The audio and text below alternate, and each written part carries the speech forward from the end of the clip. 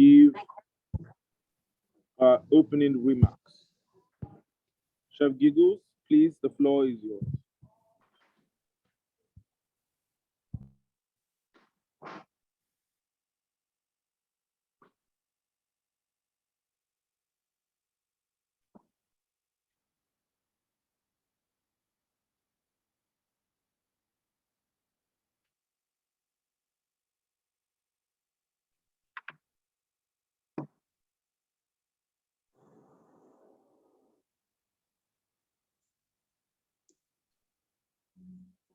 Non-governmental organization.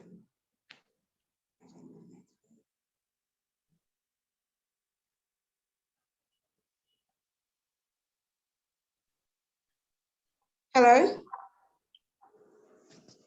Hello? Okay, great. Welcome. We can hear you. We can hear you, Chef. Okay, good morning, everybody. My name is Mama Rukayat. Everybody calls me Chef Giggles, and I am the current president of the Culinary Art Practitioners Association of Nigeria. For those who are not familiar with CAPA and what we do, we are a non-governmental organization dedicated to raising the standard and awareness of the food and hospitality industry in Nigeria with in compliance with global best practices.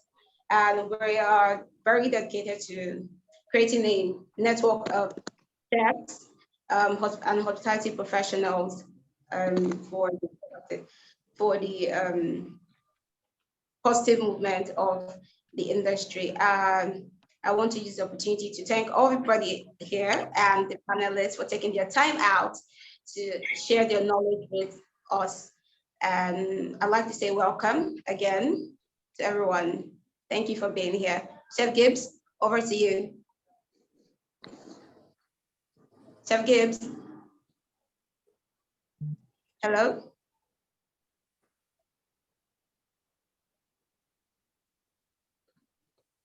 Thank you very much, Chef Giggles. Okay. Yes, thank you very much. So I would allow Martins to take over the floor. Our sponsor, DineSoft. Please, the floor is yours.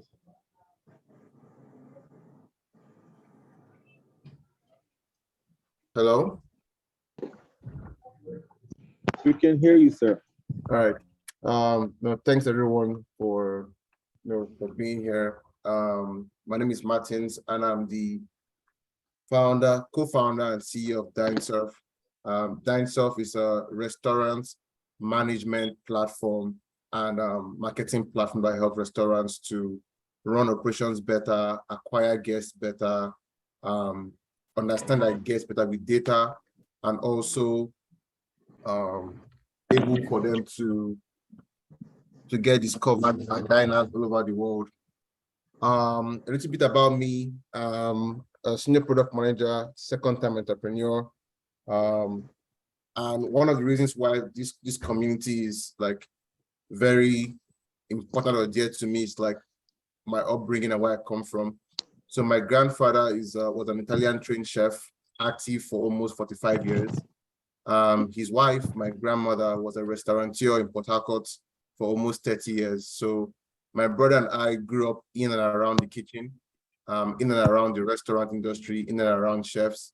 So when we were working on solving problems, tech problems in Nigeria, one of the areas we wanted to focus on from our personal experience was the restaurant space, the hospitality space, and that's what led us to found DineSoft. So happy to celebrate World Chef Day with all you amazing chefs on the call, and glad to be here. Thank you so much for the opportunity. Cheers.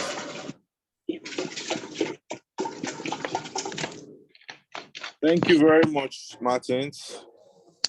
So I will give a brief recap on our activities for the week. Then I would hand over to Chef Sonia.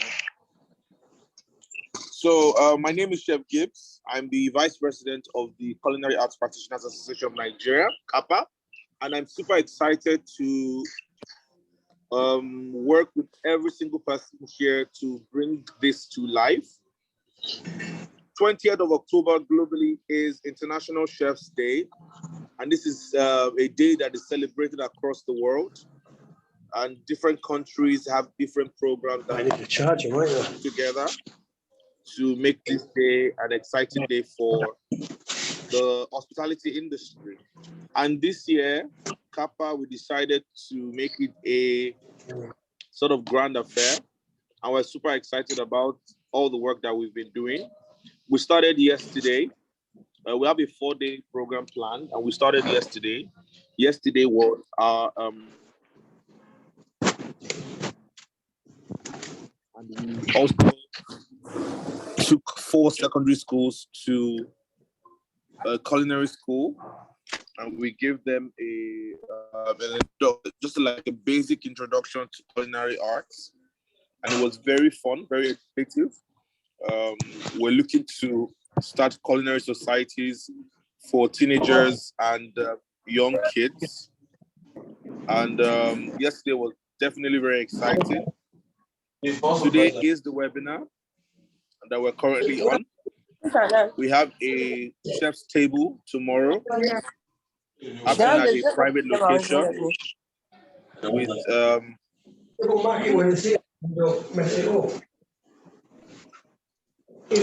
sorry, can everyone mute their mics?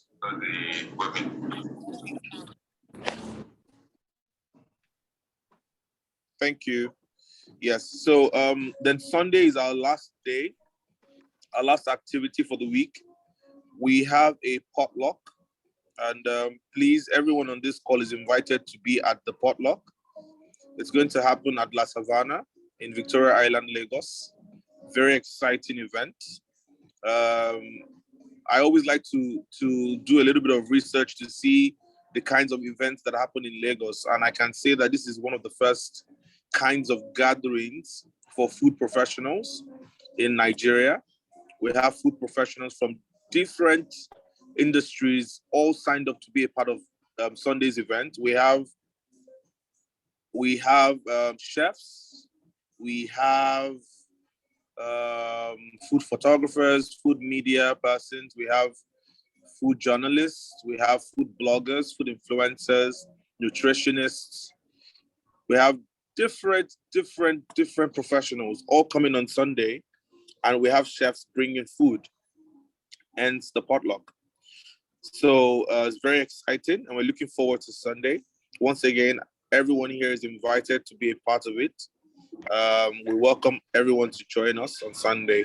And that is the 4-day plan that we have. And we'll keep carrying everyone along.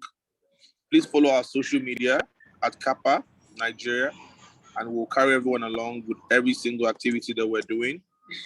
So thank you so much once again to everyone. The future of food is the theme for this year.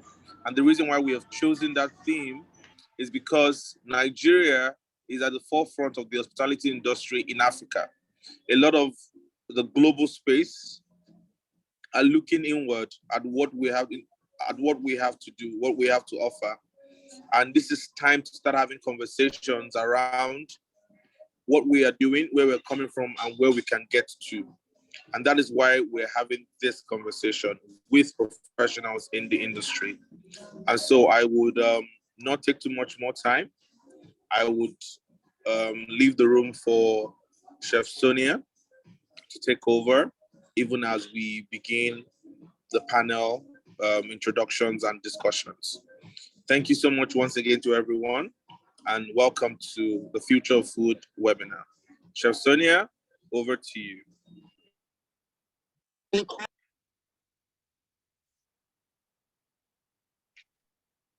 Hi, everybody. We're starting a little bit early, am I right?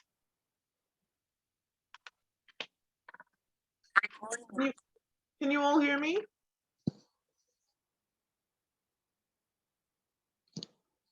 Can everyone hear me? I can hear you. Yes, we can. Yes, we can.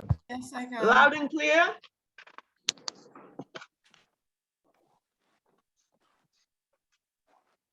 Can everyone hear me loud and clear? Yes, we can. Yes, All we right, can. everybody. Great. Good morning, everybody, and welcome. Thank you so much, CAPA and DineSurf and the distinguished panel of culinary professionals here with us today for the webinar, The Future of Food. So let me tell you a little bit about myself. I'm Sonia Akpata Asma.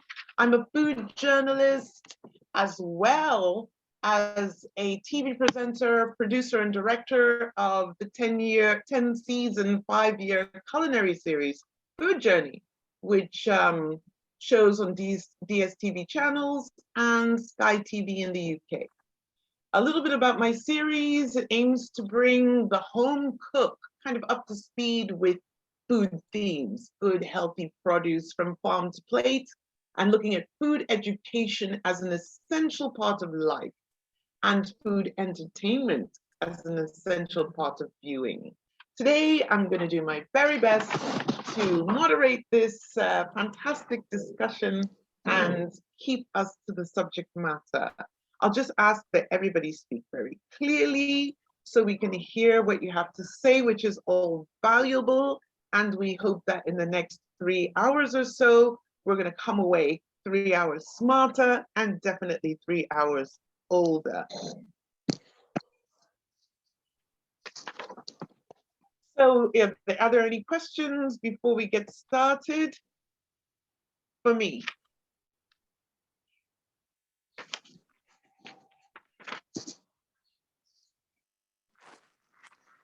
No?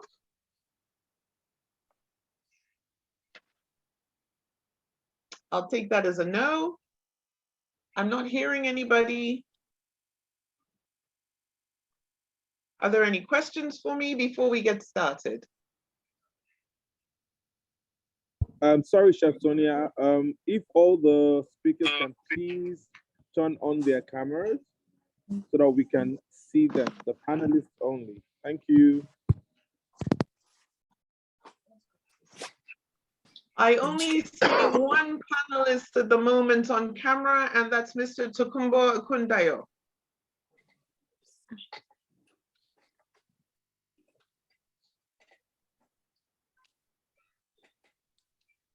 Sorry, only the panelists are allowed to turn on their camera. Only the panelists, please. Okay, I'm only seeing one panelist, Mr. Tokumbo Akundayo. I see no other panelist visuals.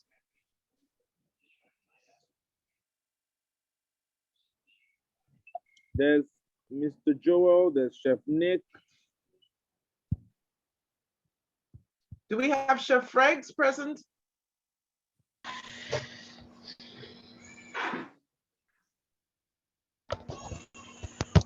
I can see Chef Gibbs. I can see, I see a few other people now. Chef Gibbs does not have his mic on. I can see Chef Nick Maji.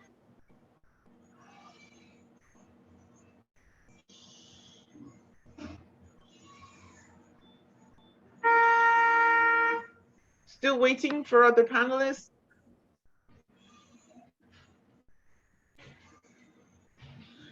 I think my camera is on. Hi, this is Amenze. My camera is on, but I don't know why. Can you see? We don't see you. But the icon shows that my video is on because I'm okay. Let me try. Okay, here we go. I can see Chef Freggs. Good morning. Hello, morning. How are you? I'm sweet. I'm good. Fantastic. All right, just trying to make sure that everybody is on camera and unmuted. I see some mute still on.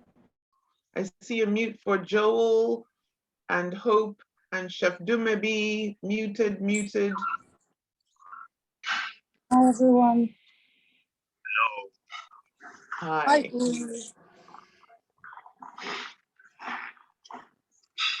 The professor of food, you are, I do not see you. Looks like your screen is on lock or something. Yeah, I'm trying stuff out. All right. I'm trying to, yeah, because I'm viewing from my computer. Yeah. We'll give you a second to sort that out so that we can all see each other.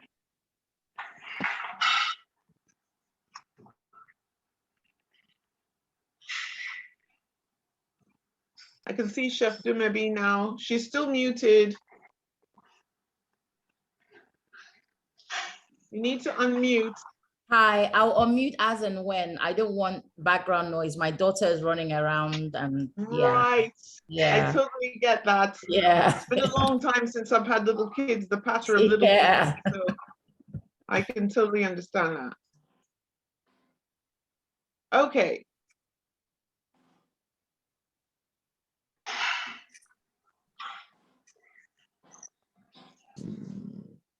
Should we get started? Okay, I'm now looking for myself.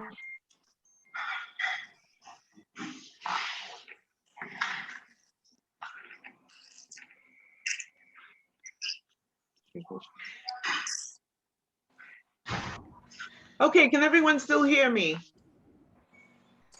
Yes. Yes. Yes. All right, do I have the go-ahead to start with the initial discussion? So we can start with introductions. Yes, please. Okay, fantastic. All right, well, the first topic for discussion today is food security. Food security.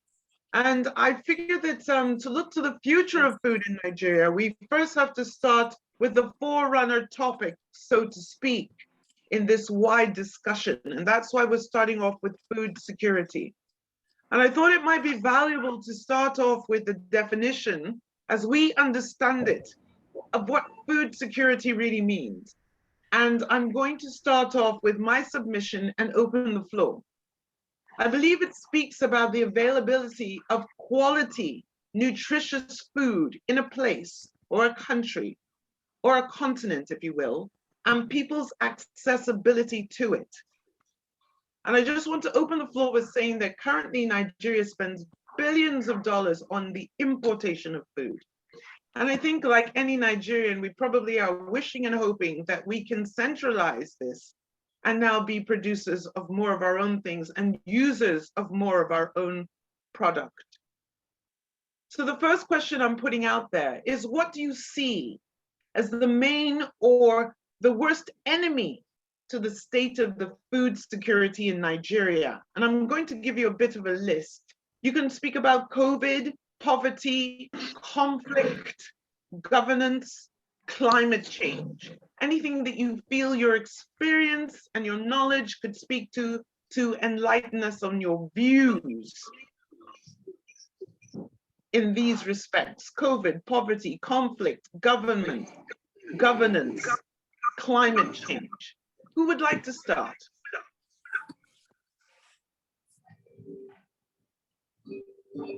Sorry, Chef Sonia? Yeah. Hello? Hello, can you hear me? If we can please have the speakers introduce themselves, that's very important.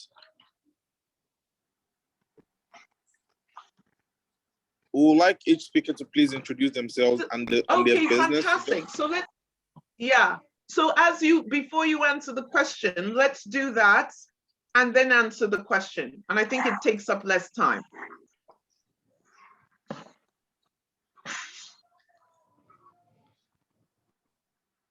Hi, I can go first. I am Chef Dumebi, and I am the executive chef of Samantha's Bistro and all its sister brands. So there are 10 sister brands.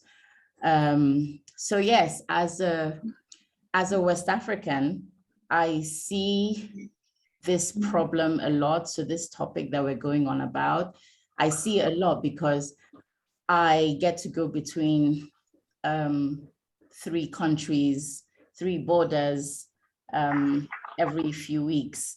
And I see just how much of an issue it is to transport our goods. So for instance, during COVID, it was a big problem getting a lot of fresh produce simply because the borders were closed, and the borders only just officially opened, let's say, I think probably earlier this year, maybe a few months ago. And so of course that impacted Nigeria a lot, because we then had very expensive pineapples. Pineapples that used to cost 400 naira suddenly shot up to maybe 1,000 naira. So it was a problem getting these things in. And even though there should also be a source within Nigeria, I think having it from West Africa is also a plus. And it should be quite simple to do that. But apart from obviously the problem of transportation and the roads being absolutely chaotic, and we're not able to get these in, so it doesn't quite distribute around everybody from, you know, from the people who just need it every day for healthy living to us as restaurateurs who need it to run our businesses, or chefs, or, you know, just for that everyday purpose. So I do see that a lot, and there are issues that can probably be solved easily, even amongst us as people, like amongst us as this group. For instance, if somebody said, okay, well, we need XYZ from anywhere within West Africa, maybe from Ghana, from Cotonou, from Lomé, it could easily be sourced and pulled together within small communities, which would eventually impact us, a larger group of people. So I think those are sort of the issues that I see on a daily basis, especially when I travel. Just those basic things of trying to get the pineapple. And you know, the funny thing is, like, I sort of understand it more when I get it here, why they've done it, because I see what happens along the way, because every checkpoint, somebody stops and says, well, we want XYZ, and the next checkpoint says they want this, and the next checkpoint says they want that. And that is really causing us a big issue with something as basic as pineapple. I mean, it's a huge problem, but I think it's also a problem that can be solved amongst these sort of smaller groups. So that's my 2 cents. Fantastic. We had a little bit of a connection break in the middle of that. But no. I did hear what you said about the border control and the pricing going up, etc. Okay. Yeah, I said they're so basically at every point. So basically, pineapple comes in a lot from Cotonou.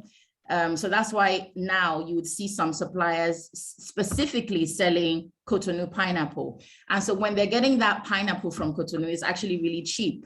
But by the time it crosses into Nigeria and it crosses from Seme or the other borders they go across from, at each border and at each security point, they're taking a charge, which of course the driver tries to haggle and whatnot, but it doesn't work. So he gives whatever money just to secure his produce so that it gets to us in Nigeria. And then of course that price now comes to us. And that's why sometimes there's a scarcity of some of these basic fruits and vegetables. Fantastic. That's a great submission there.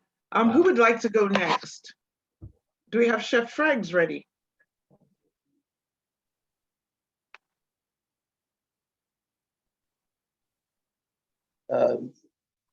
Mute his microphone. Okay, excellent. Hello, can we hear me? Yes, can we hi. Hear me? Yes, hi, yes. Good morning, everyone. Morning. My name is Bubemi Fregene, Chef Freggs. I ultimately very shy to, in quotes, introduce myself, but my name is Chef Freggs. I was there when CAPA started. Chef Tian asked me to come and start this thing with start this association to just ensure that there's a body that is bringing the professionals together. So congratulations to the new ESCOs for doing such an incredible job with doing more. I think that's the most important thing. Well, to talk about the issue of food security and just being able to just have proper accessibility, I think I want to first of all point out that we're all in some sort of bubble. I want to admit that I'm one of the people that is some sort of bubble, because somehow we get stuff done, but I think because of most of us chefs here, some sort of business or the other, we do what it takes to make it happen, or you just get what you can get. But there's clearly a bigger problem, because maybe some of us are fortunate to be able to pass on some sort of food costs over to our customers and consumers. But the thing is, there's a bigger picture of just everybody being able to have access to a pineapple. You understand? That is not, some of us can afford a 1,000 naira pineapple. Some people, when the pineapples start becoming a Gucci bag, do you understand? So I would say that that's definitely an issue. But without stating the obvious, there's infrastructure, and there are infrastructure things that our hands cannot reach. But I think, like Duwembi said, when it starts with us, at least trying to find solutions amongst ourselves in building communities across borders. Because I like what Duwembi said about the pineapple doesn't have to be from Nigeria. Cotonou pineapples are incredible, and they are cheap, and they can be passed, because even anywhere in the world, if you go to America or London, people will celebrate Argentinian beef, for example. Argentina is doing fantastic in supplying a lot of Europe. Argentina supplies restaurants in Paris meat, so that's how good the stuff is. So that's a thing. But I think the insecurity in Nigeria, beyond even just security checkpoints asking for bribes and what's the word, extorting people. There's just now it's a sport. Let's talk about ourselves, for example. Salma's Garden in Kaduna and some other lady in Jos, the grocery lady. Those are two farmers that I use in Nigeria. I buy compost from Salma's Garden. I buy edible flowers from Salma's Garden. And Salma's Garden is always growing one exotic fruit or the other, so I shop. With my grocery lady, we use a ton of passion fruit in our cooking, in our kitchen. And I dare say that Nigerian passion fruit is one of the best in the world. It's incredible. So we're ordering maybe 50 kg worth of passion fruit. But when, beyond COVID striking, when there was a little insecurity in Jos, it was just tough to even get things out of Kaduna and Jos. So the hope is that with 2023, some sort of sanity will return to Nigeria, where at least the basic food, basics like food is able to be moved around, because people are doing excellent things. But I think it will be great as well for like the airlines, for example. I know the airlines are doing better with helping transport food, so that's reducing the road thing. But sometimes they don't want to carry food. They've not figured out because other people air freight food, and like during this, we should be able to do it amongst ourselves. It would be great if people, maybe you work somewhere that you serve airline food, maybe we should start having discussions with those kind of companies where we're able to cargo food properly around Nigeria, because at least flights, they're not totally reliable, but the planes work at least. I think the last thing I'll say on this matter is just something I was saying earlier on about looking at the bigger picture, and we should just be a bit more sensitive and be more concerned, at least, because the fact that some of us can have access to afford pineapples, even if they are 2,000 naira, doesn't make it right. There's a problem at the core, and we should find ways to ensure that, farmers can still get their produce out properly, and we can still buy things as cheaply as possible, not allow food costs just drive up because of people's greed, carelessness, and attention to not allowing things to be safe. Thank you, Chef Rex. That's a great submission. A lot of the things you said were very valuable. And I like the way you also continued on from what Chef Dumebi said. I have something to throw in here. And I think one of our panelists might be able to put a submission in based on this question. Thinking about diversity of crop and Nigerian farmers, cooperatives, diversifying their crops so that we grow more things. We have a wider repertoire of food that is grown in this country. And do you think it's possible for us to just make better use of the vast quantity of lands that we have unused? I'm gonna ask Steve to come in on this one because you have such a great farming background. Maybe you could introduce yourself and maybe address this sub-question, if you will. Hi, good morning, everybody. Yeah, I mean, I must admit that when I first came to Nigeria, it was a bit of a culture shock in many ways, and probably one of the greatest ways is the fact that the land is so underutilized. I mean, if you think about modern day commercial farming in the UK, as much land that could be was utilized, and then all they could do was think of ways to make the amount of tonnage per acre greater, and some of that was done with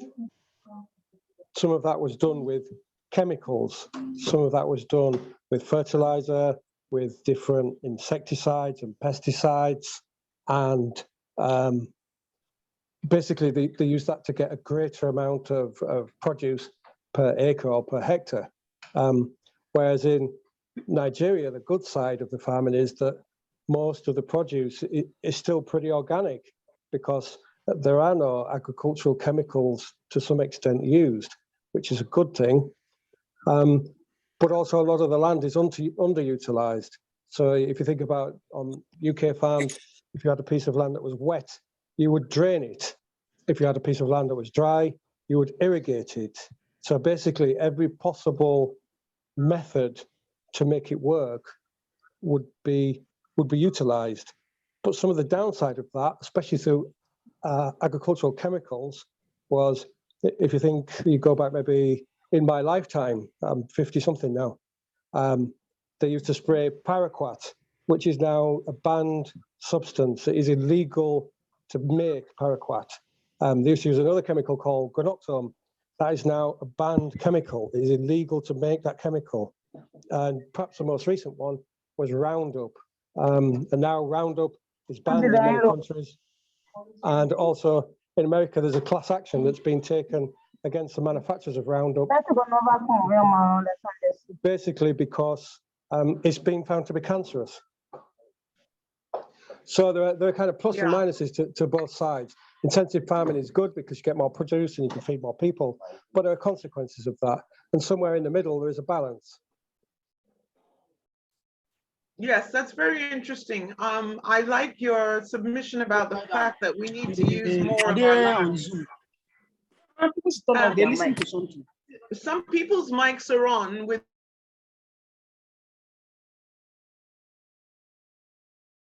Sorry, can you say that again, please?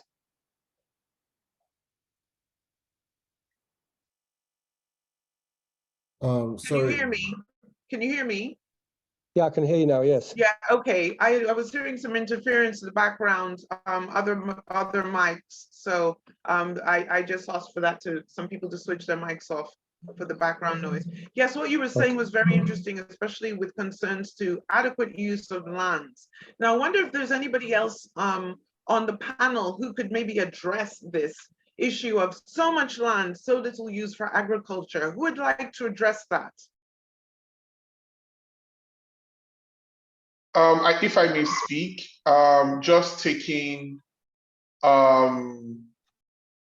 I have a friend in Shola Ladoja, for example, who's the founder of Simply Green. I also happen to know a few people in the agricultural space who are growing basic things like sweet potato, tomatoes, I'm just trying to think of some other crops. I don't know if I remember. If I'm trying to be sure if I know someone that has like a rice farm. The issue is, it's doing anything in Nigeria is like the Pro Max hard. Like there's hard, then there's Nigeria hard, which is just the thing. Now, what is the hard? The business and environmental factors don't really help. So I'm going somewhere with this. So with everybody that does farming to a degree, so let's pick Shola Dada, for example. He grows a lot of kale, a lot of fresh herbs, and a lot of he makes simply green juices, which are detox juices. So the carrots, the watermelon, the Thai basil, the oranges, most of all those things, most of them are grown on site. You know, he has the farmland and everything. Now, the issue is that there's land, but road networks are horrible to get there. Electricity in major cities like Lagos is still bad. So how much more outskirts and fallow land, you know? Then you have environmental factors like local communities in those kind of areas where there's always a big tussle of entitlement and just cultural ideologies that just get in the way of doing business. And yes, speaking about environmental factors, there are no clear ethical guidelines on that are even presented, not to talk of being enforced when people have to, you know, grow have their farms there and whatnot. Because sometimes what looks like an opportunity now becomes like I don't want to use that's heavy, but it just looks like you're cheating the society, where people feel like, oh, we're being used, our community is being used, but we're not getting benefits. But sometimes, you know, there's the argument, is it greed, is it entitlement, is the company doing enough?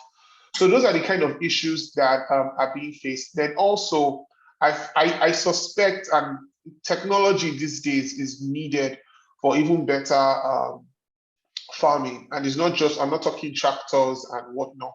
We're talking just things like understanding weather better, understanding soil types better and whatnot, which is making it difficult, which makes it difficult.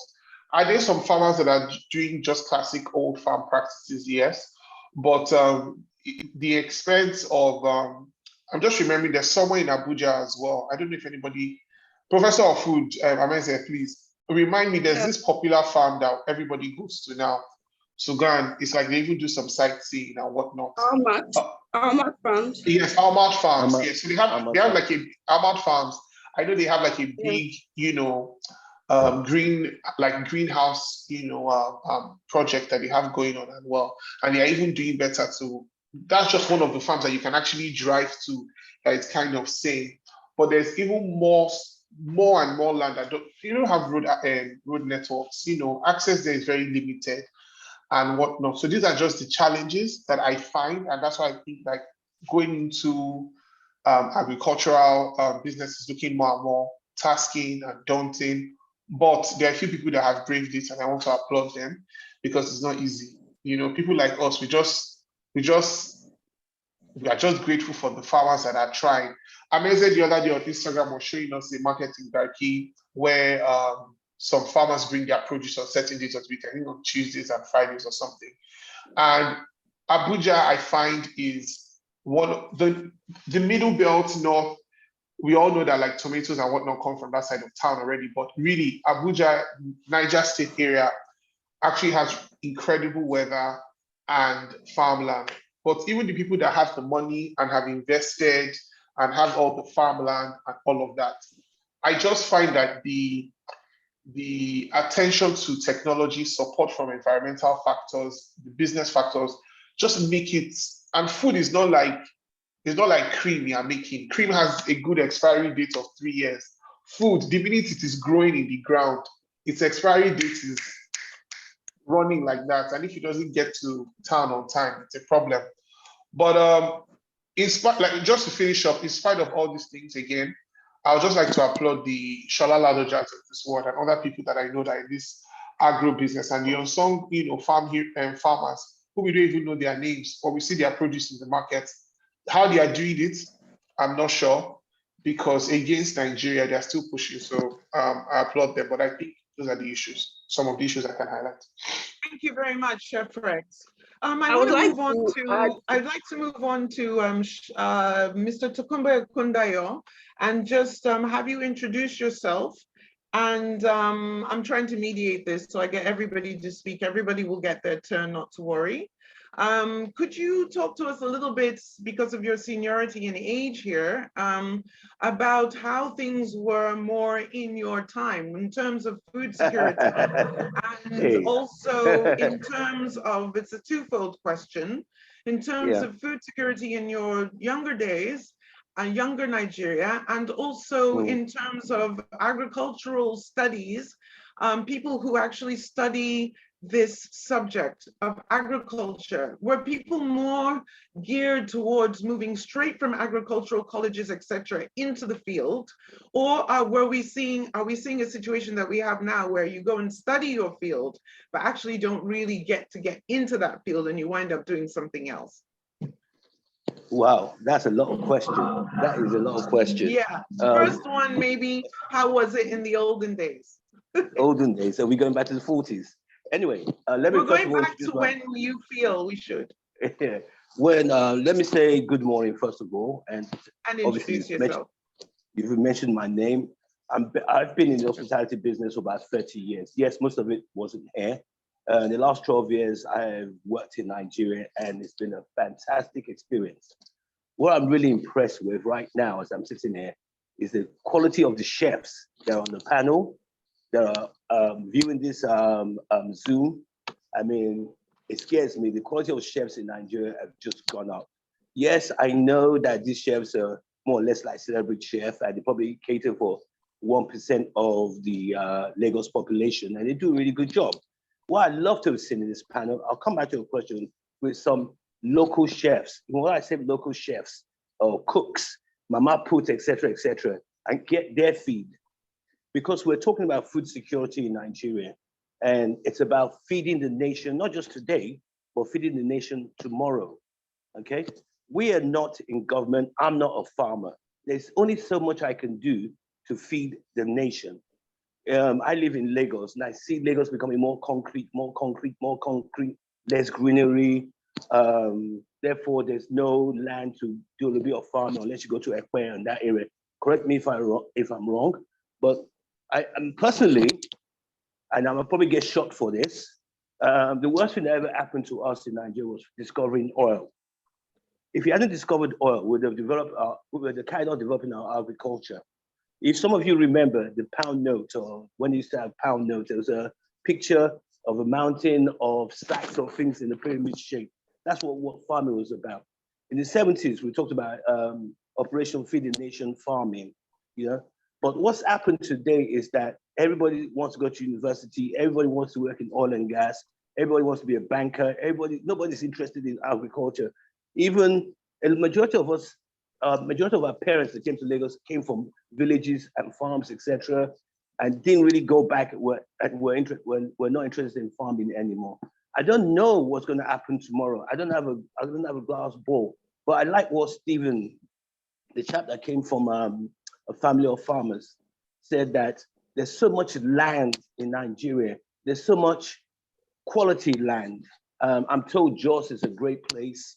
It has quality land, it's fertilized land, it can be developed. But are the young people interested in going back in farming? I feel I could go back to farming, okay? But are the young people prepared to leave oil and gas and go back into farming? It's like the hospitality industry. I love the hospitality industry in Nigeria. I think there's so much going on, especially in Lagos. The chefs know there's a lot going on in the hospitality industry in Lagos, and they do really well. It helps the tourist trade. It helps the tourism as well. I wish the tourist commissioner was in this group and could hear you guys and how passionate you are about what you do. Really great stuff. But for me, I don't know where food security. Are we gonna be able to feed a growing population? A population that's, what's the expression nowadays? Japa, Abi?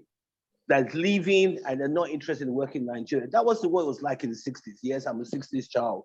People came back home in the 60s and 70s and went to work on the farm. And then oil came along and just everybody wanted to do contracts and what have you. So I don't know exactly where we're going to go with farming. Like you've all said, you said all the right things. The challenges are obvious. We didn't even mention government. Well, I like to take an example of the music industry, the film industry. They've done it somehow, and they're really big. They're bringing a lot of dollars to themselves. The entertainment industry didn't rely on government. And I think that's what you chaps in hospitality are doing really well. You're getting on with it. No matter what, you're getting on with it. You do your utmost best to use local products. I like the way certain chefs, Chef Figs, Chef Nick, Chef Giggles, I could go on and on, how you fusionize Nigerian products and make it interesting, make it tasteful, make it available. But I think what we need to talk about is food security for the majority. What's going to happen in years to come? They know that the government is not productive in creating jobs for people to be able to have basic salary and have basic food. I mean, somebody told me the bag of rice is now 50K. I'm like, what? You know, but we seem to face those challenges and find ways of moving on to tomorrow, you know, and I like that thing now. So we don't give up. You know, I love being a Nigerian because we don't give up. We find a solution. And sometimes to the rest of the world, we come across as arrogant. We're not. We're just very confident about what we can do and achieve. You know, the challenges we face here and how productive we are, we should really pat ourselves on the back and say, yeah, you know what, under the circumstances of challenges we have, we do all right. Chefs, you do a great job. You do all right. You don't have all the tools that international, your Gordon Ramsay, your Marco Pierre White, I'm showing my age, I'll be mentioning Marco Pierre White. Your Marco Pierre, yeah, doesn't have the same issues that you do, but you do a great job. You're providing jobs. You're providing jobs from the kitchen porter to the second chef, to the commis chef. You've given them jobs so they can have a little bit of money to be able to feed themselves with whatever is going on. For food security, for majority of Nigeria, I don't know how we're going to survive in 20, 25 years. And the population is getting bigger. And the climate will also affect this. And if we don't go back to the farm in masses, I don't know what's going to happen. I'm sure Steve, young man Steve, can buttress that for me. I can't see 25 years ahead. Okay, that's all I have to say on the matter. That's great. Thank you so much. Thank you so much for that. We've got a lot of people to hear from. Your take was absolutely priceless. I'd like to move on to call on Chef Amenze, the professor of food. Would you like to chip in on this topic?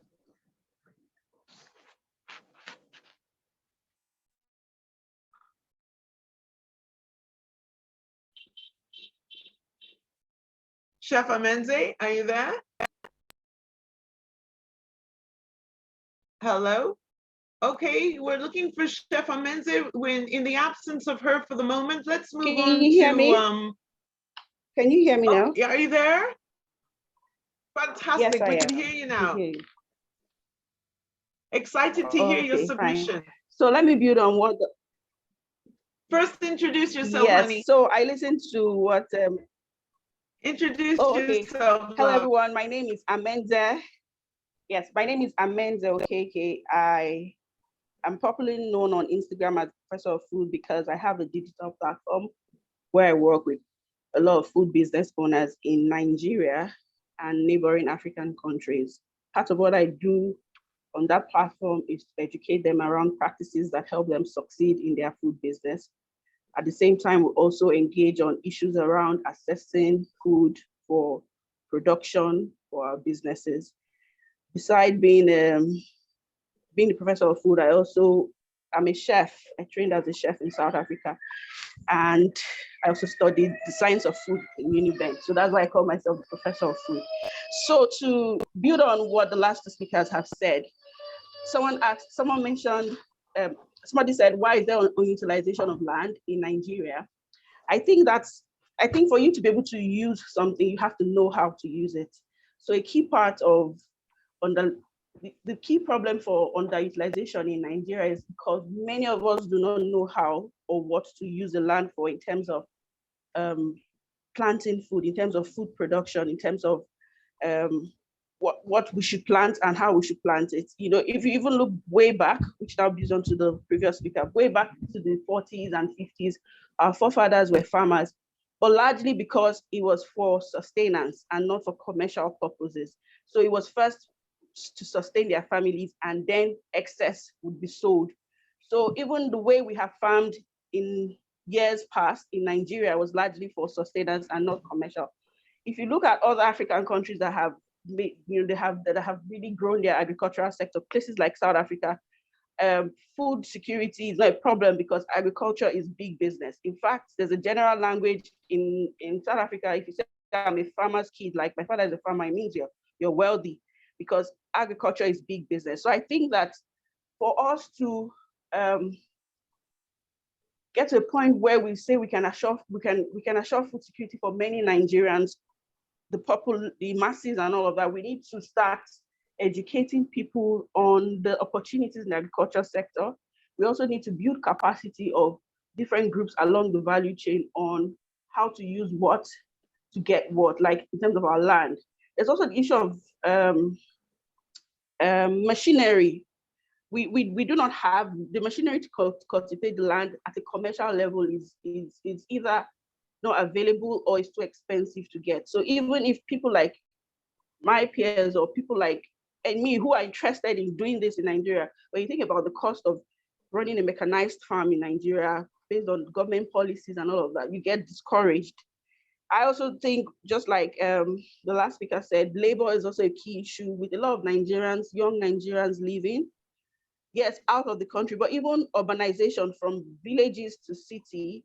This has been one of the disadvantages of urbanization. Even if you set up farms in the rural areas, there is little or no labor to help you cultivate the land, even if it's a mechanized farm.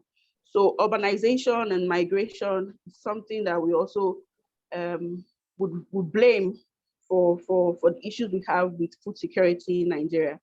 So I think my thoughts just combines all of the things that the last two speakers have said. That's fantastic. I love that. And you've actually made my job easier because you've led me to the next person that I'd like to hear from, Mr. Femi Ogundoro, because you are involved in the TV business, Food Bay TV.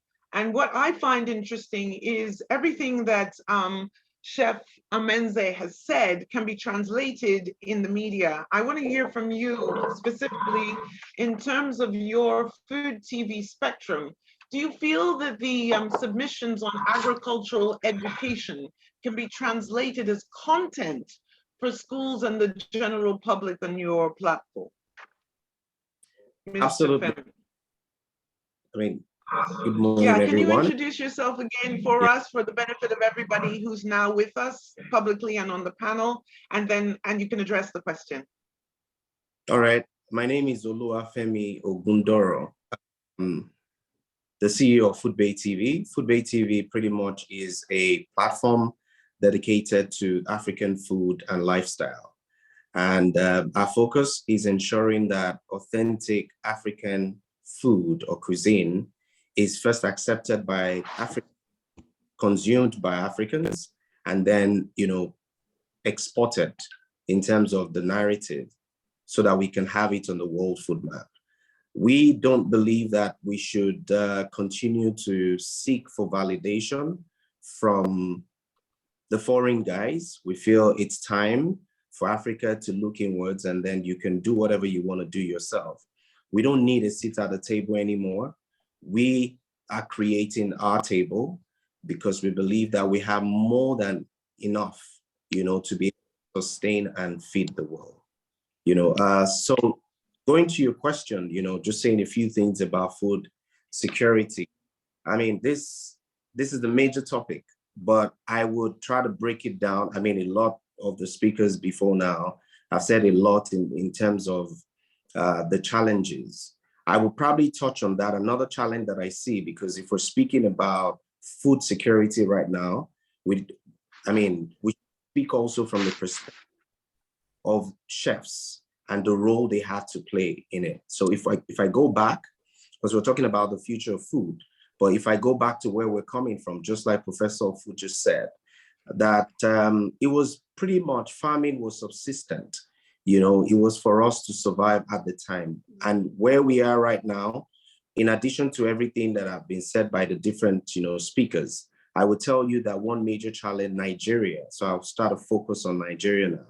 Nigeria is facing, when it comes to food security, is security in itself. And the media has a major role to play in that. Now, what's the role of the media in it? Reporting whatever is going on within that space. Maybe it was 2017, 18 that we realized that, insecurity in the country was becoming a major challenge. But it's always been there, and it's been affecting the farmers, especially those in the rural areas. And the media, one way or the other, didn't deem it fit. I don't know, maybe it was controlled. I think it was, or we were not interested, because media right now is pretty much paid for. So for us, back in the day where you go, journalism is about you going to investigate, going to uncover, discover new things and bringing it, for people to know and educating them about it. That's not the way it works right now. Everyone, it's all about making money in the media. And that has affected even our food security. So what am I saying? I had a personal experience in 2016 where my team was returning from Otukpo, that's Benue State, and they were robbed on the express. All their equipment, cameras, everything collected. They were robbed by Fulani headsmen at the time. And at that time, it wasn't so popular. I think it was 2015 or 2016. It wasn't so popular that insecurity was already coming to the south. We felt it was in the north, in Maiduguri and up north was where we felt it was. But it was already affecting farmers in the east, farmers in Imo State, farmers in Osun State. The major challenges right now, according to the World Health Organization, more than 40% of the produce do not find their way out of that farm due to so many factors, transportation, all of them. But right now, it's also for security. People are not returning to the farms. People are not, because you're not sure what to meet. People are being killed and maimed on a daily basis. Women are being raped, and for us, if you check the food systems in Nigeria, those that are at the forefront of that fight are chefs. The chefs are the people to serve the food, to explain to you what you're about to eat. I think the chefs are the most important ambassadors. But first, if you have a responsibility that you're not even aware of, or you don't understand how to bring to life, it becomes very difficult. So for us in the food media, what is very important is first to educate our chefs, not just in the mechanics or the techniques of, of fusion, of trying to put the food on the table, of presentation. Yes, presentation of our food can be a challenge, a number of other things. But right now, you need to know that you have the duty of care that goes beyond just preparing food preparation to being an ambassador of the food system. And when I say food systems, I'm talking of what happens from the farm to table and everything in between. So we should start to talk about transportation. We should start to, we should have people that are lobbying the government. And who should be at the forefront of that? The media and the main ambassadors are the likes of Professor of Food, Chef Fred's, Chef Dumebi, and the rest of them. So it's gone. We like the glamour, the glitz and glamour around the profession, 5-star restaurant, preparing the food and all. But your job right now, your role within the food systems, unfortunately, has to go beyond that. Now, you need to be an ambassador to speak for farmers. If you look at the target audience, and what would you be doing? One of the things they would also be doing is cultivating demand. Gen Z right now, a lot of people don't even know certain crops that we have. They don't know, they're not exposed to certain food that exists in Nigeria. It's taking a number of people like Toby Fletcher or Father Boy trying to popularize Ofada. Ofada, which is not far from Lagos here. But there's another rice that is equally as good, if not better, called Ibimo rice. Unfortunately, Nigeria imports rice. They spend billions of dollars in importing rice on this continent, whereas we have it. The problem is not, the real problem is not having it. We have everything. We have the produce, we have the people, we have all of that. The major challenge is the mindset and the narrative. And that's what Foodbay TV is trying to change. The narrative of what should I be doing? Instead of you focusing on looking inwards, people are looking for validation from outside. Instead of you also looking at what we have, there's so many produce, so many crops in Nigeria that we need to bring out there. And in Nigeria or in Africa, you don't have a platform that is solely and wholly dedicated to African food. And we have lifestyle channels, but food, and that's what Foodbay TV is trying to do. That for news, you have the likes of Channels TV, you have TVC News, you have for music. Music is successful today because I was part of that struggle. Because at some point we saw them, Babakeke and the rest of them, they came back from LA to Nigeria, from America, so that they could start to raise the consciousness of Nigerians about embracing their own in terms of Afrobeat or Afrofusion and our own pop music. Right now, about 20-something, 2 decades after, one way or the other, our music is global. We now earn in foreign currencies coming back here. Burna Boy, Wizkid, Davido, all of these guys are now doing so well. Everyone wants to go there. Nollywood also just evolved because people wanted to do it. I used to be an actor in the 90s. And at that time, it was, how much were we paid with Liz Benson, Antalanio, and the rest of them? But one way or the other, Nollywood is so big now because it was cultivated. Nothing happens by chance. Nothing.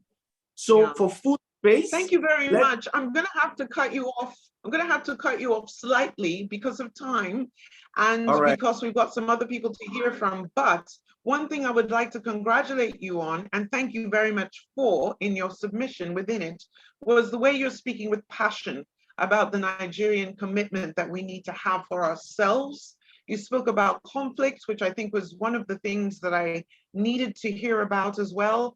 And you also talked about the symbiosis between ourselves as culinary professionals and personal responsibility for individuals, which I'll touch upon later on as well. So again, forgive me for cutting you off slightly. I had to, because I do understand that your submission was absolutely amazing. Please, could we move on now to Chef Nikki Maji and see what he has to say about this topic of food security in Nigeria. I think we're having a really good discussion here. I'm loving the fact that everybody's got diverse points to put forward. This is what this is all about. So Chef Nick Maji, could we hear from you? Introduce yourself first, please.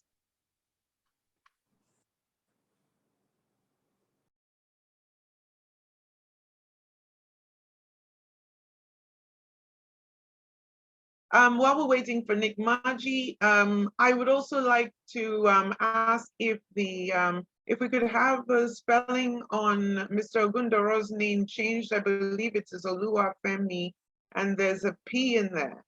Could we have that amended for the benefit of himself and those who are on the panel or not? I think you might see that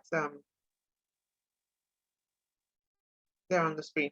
Still waiting for Chef Nick Maji. Are you there?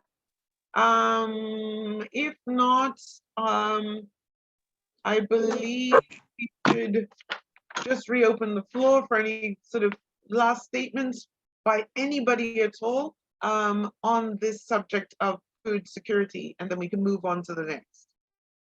We've heard from Chef Freggs, and here we go. Okay. Okay, here's Joel. Excellent. You're a food photographer. I'm interested to hear your take on this and see if you can enlighten us from your own perspective and your career, what you think you can do and your take on this whole thing. First, introduce yourself. Okay. Good morning, everyone. I'm the CEO of Joladu Studios. For a couple of years now, I've been very involved in work encompassing storytelling, documentary, and connecting humans through food and through images, right? Some of my work has led me to very interesting spaces around Nigeria and outside of Nigeria. And when I'm not cooking, you'll usually find me traveling around Nigeria, learning about food and photographing people involved in the farm to, table chain, one human at a time. There are a lot of issues that plague food security in Nigeria. And one of them that hasn't been touched on today is the issue of waste, right? In my journey in photographing food and the different individuals that play a key role in food in Nigeria, I got involved as a silent partner in a startup that was seeking to solve several problems across the agricultural value chain in Nigeria. And one of the first interests that said company had was food wastage. Now, as far back as 2017, we received a document that basically mapped the amount of wastage in the north, that is the chief producer of tomatoes in Nigeria. And annually, as far back as 2017, we're losing as much as 30 billion naira to just wastage. Now, the wastage comes by way of different things. So one of the chief problems that we have, which also has been touched on, is storage. So the problem is not having or maximizing, all the land that's available in Nigeria. There's so many farms when you go to the north. Like sometimes you see farmland like as far as your eyes can see.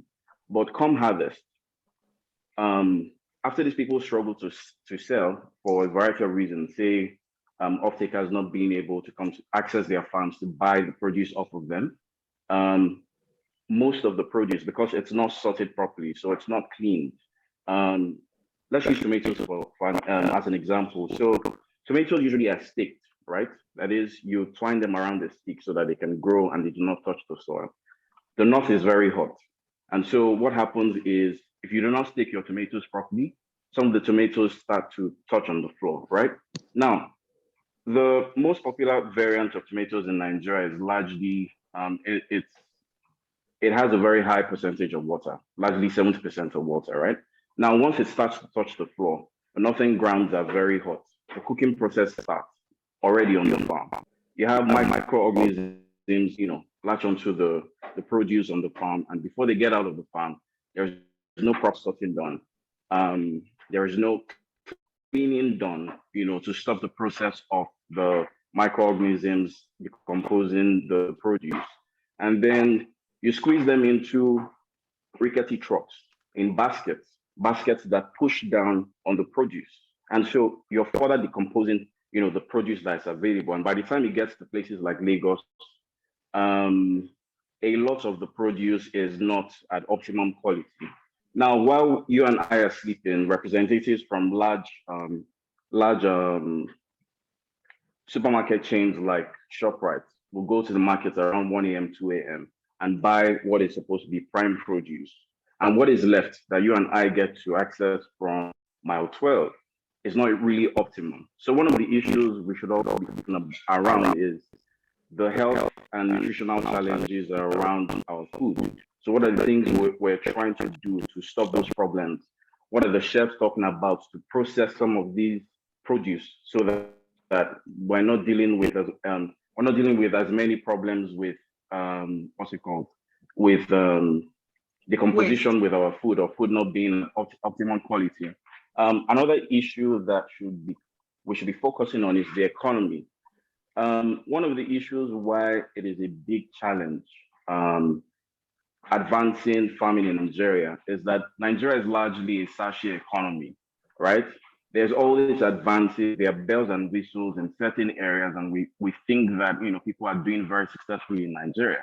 But the truth is, no matter how much money you make, yeah. So say you earn 1 million monthly, 1 million last year, and what it is now, benchmarked against the dollar, is totally different. So if you do not change certain things, right, the economy is going to keep going to shit. Sorry to excuse my French. It's going to keep going to shit, and there aren't going to be any advancements. So one of the ways by which we could sort this is educating farmers and the people who consume food at home on ways by which they can process food. So say tomatoes, for instance, how about if we started introducing sun-dried tomatoes to people at home? So it's a very different thing. It's a no-brainer. It's very easy to process. Doesn't require a lot of capital to do, right? However, it is as though some of the things that we're trying to focus on are limited in their reach. So the farmers, for instance, should maybe give the example of pineapples that come from Cotonou. One of the issues why our farmers are not doing or performing at capacity is because the value chain is so wide that there are so many middlemen that not enough getting back to the farms. And these are the people who are doing the backbreaking work that feeds the nation. Nobody is really talking about educating the farmers. So we speak as, we say Nigeria isn't exporting enough, right? But one of the challenges with that is a lot of our farm input, that is the seeds and the variants of the crops that we have in Nigeria, are not industry standard. So I'll give an example. Nigeria has like the best variant of hibiscus, right? What we used to make zobo. And this is used for drinks, is also used in cosmetic industry. And one of the highest importers of Nigeria's hibiscus is America, Mexico, and Belgium. Now in 2020, Mexico decided to pull out of that bilateral relationship on buying hibiscus from Nigeria because I think there was some inconsistency with the pesticides used. Now, this was not even a function of the quality of the produce. It was that there was no consistency, which is also an issue. Now, it took the government and Nexim Bank, starting new conversations with the Mexican government, and successfully they were able to restart that relationship in the last quarter of 2020. Now, this is a process that was already ongoing. It wasn't an issue of the quality of the farm input. But when we do not have consistency across board, it is very difficult to, tackle certain problems. So say, for instance, the market today, everybody who comes to the market and buys particular produce complain of food poisoning because there are no because the farmers are not educated enough. No one can truly say, oh, the culprits of the source, they can trace back the source of where maybe the farm lot or the area of the farm where that produce came from that caused the problem. So was it that too much fertilizer was used? Was it that it wasn't handled properly? Was it that it wasn't sorted? We do not have all of this information. So another issue is if we keep leaving our farming to people who are uneducated, right? We can't employ things like precision farming, which is one of the things that the Western nations are able to utilize to get ahead of us with agriculture. Because say I'm the owner of the farm, I'm the only one educated, right? And I'm not documenting, say, how much fertilizer I use in a particular area of the farm, how much water was utilized, how much compost, all of that. If I die tomorrow, because there are no records, the people who are coming after me to keep the farm running do not have any of that information. So again, another issue with consistency. The last issue which I'll touch on is the Land Use Act. So one of the reasons why certain individuals as well as international investors have been wary about investing in the food space or the agricultural space in Nigeria is one of the policies, which is the Land Use Act, which has been around for a very long time. And what that basically means is a lot of people do not know that when you buy real estate in Nigeria, When you buy real estate in Nigeria, Okay, is that close to it? Is it you do still not miles outrightly away? own that land. What you get is a lease on that land for 99 An years. hour? And even in the middle of those 99 years, That's the when the government guy will come at any time to usurp Well, you know, your ownership the of thing that is, land if on it the fits their way, you'll be uses. stopping to pick people up You know, so we have to because he start doesn't have anything driving in the car. communication around reforming a lot of these things. One of the ways to do that is a function of what I do. Now, let's use an example. The Jollof Wars, right? It is interesting to see how a lot of international chefs today are, making spins of jollof and other Nigerian dishes. We saw very recently how on TikTok you see fufu and egusi trending, right? And this was largely driven by the use of social media amongst the literate community in Nigeria, which doesn't even speak to the entirety of the population of Nigeria, right? But if we started, driving information about the things that could be done differently through the media, like, for instance, what the CEO of Foodbay TV said and myself, putting these things in front of people's faces consistently. There is a concept in advertising called resonance. When you are repeatedly exposed to something, even if it's something you didn't like. So say, for instance, a radio jingle, you don't like the lyrics, but one day you're driving on the road and you catch yourself singing along. It's the same thing. We can borrow similar concepts from other industries and adapt them to the food industry. Thank you very much. Thank you so much. I really love what you said. You introduced us to the concept of things like the Land Act, the Land Use Act. And I think it's also important for us to educate ourselves personally on some of these things that exist that we know nothing about. Because if you asked me to talk about the Land Act right now, I couldn't tell you a thing, but I know it exists. And thank you so much for that. It's a cause for us to all be pulled together to do far more research further than our own particular fields, I think. I also love the way you talked about the government, I think, needing to put more pressure on the school system to educate, and the TV production houses and people like Femi with his TV platform to start putting out things for the less illiterate and people who have had less education than most of us here on this panel today. So that these important people in the chain, in the food chain, can have not only better education and career experience for themselves, but a chance to be able to grow further than their position as just simply middlemen. So thank you very much for that. That's fantastic. I think with those things having been said, we need to move on now to our next question and subject at hand, which is about food sustainability. Is everybody happy to move on there? Another thing is, I'd love to just mention that Steve didn't introduce himself in the actual discussion before he spoke. So we'll go, when we speak to you again, Steve, if you could just do that for us. One of the audience members mentioned that. So moving on to food sustainability, and again, we want everybody to speak. I think we're talking about the about having consistent source of environmentally friendly food production, storage, innovations, especially with concerns about waste, which we've already now touched upon at the beginning. In your scope, or in our scope of culinary understanding, what do you see as our main focus as practitioners in terms of food sustainability on our personal level or professional level? Who would like to start talking about that? Anybody? Talking about food sustainability, what is our personal or professional responsibility? I could. Oh, Stephen, okay, go ahead. No, go ahead, Stephen. All right, Steve, you can start. Yeah, and please just give us an introduction, a brief introduction about yourself that we may not have heard.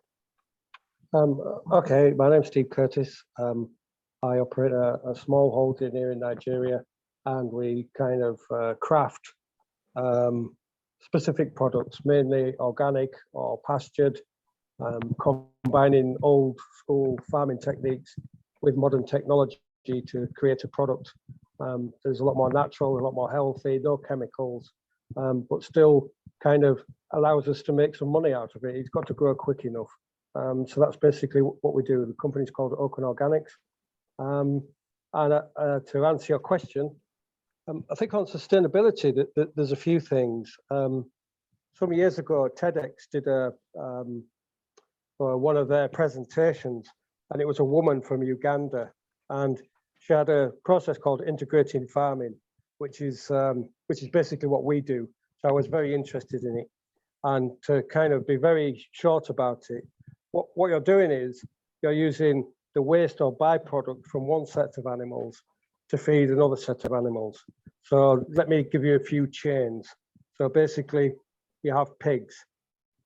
Pigs eat 3 kilos of food a day. So that basically means that pigs poop 3 kilos of poop every day. And what you do is you take that poop, put it in a barrel or something, and you leave it open for a couple of days. And then you cover it for another 7 days. And when you open it up, it's full of maggots. Take those maggots, you clean them off, you feed them to chickens.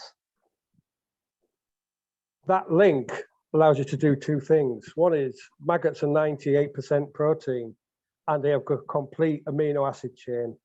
So basically, that's a complete food on its own. The other thing is instantly you are organic.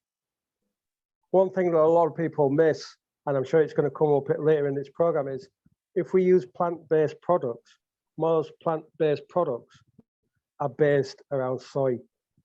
In 2014, I think it was something like 87% of all the soy produced on the planet was genetically modified. Therefore, it's no longer organic.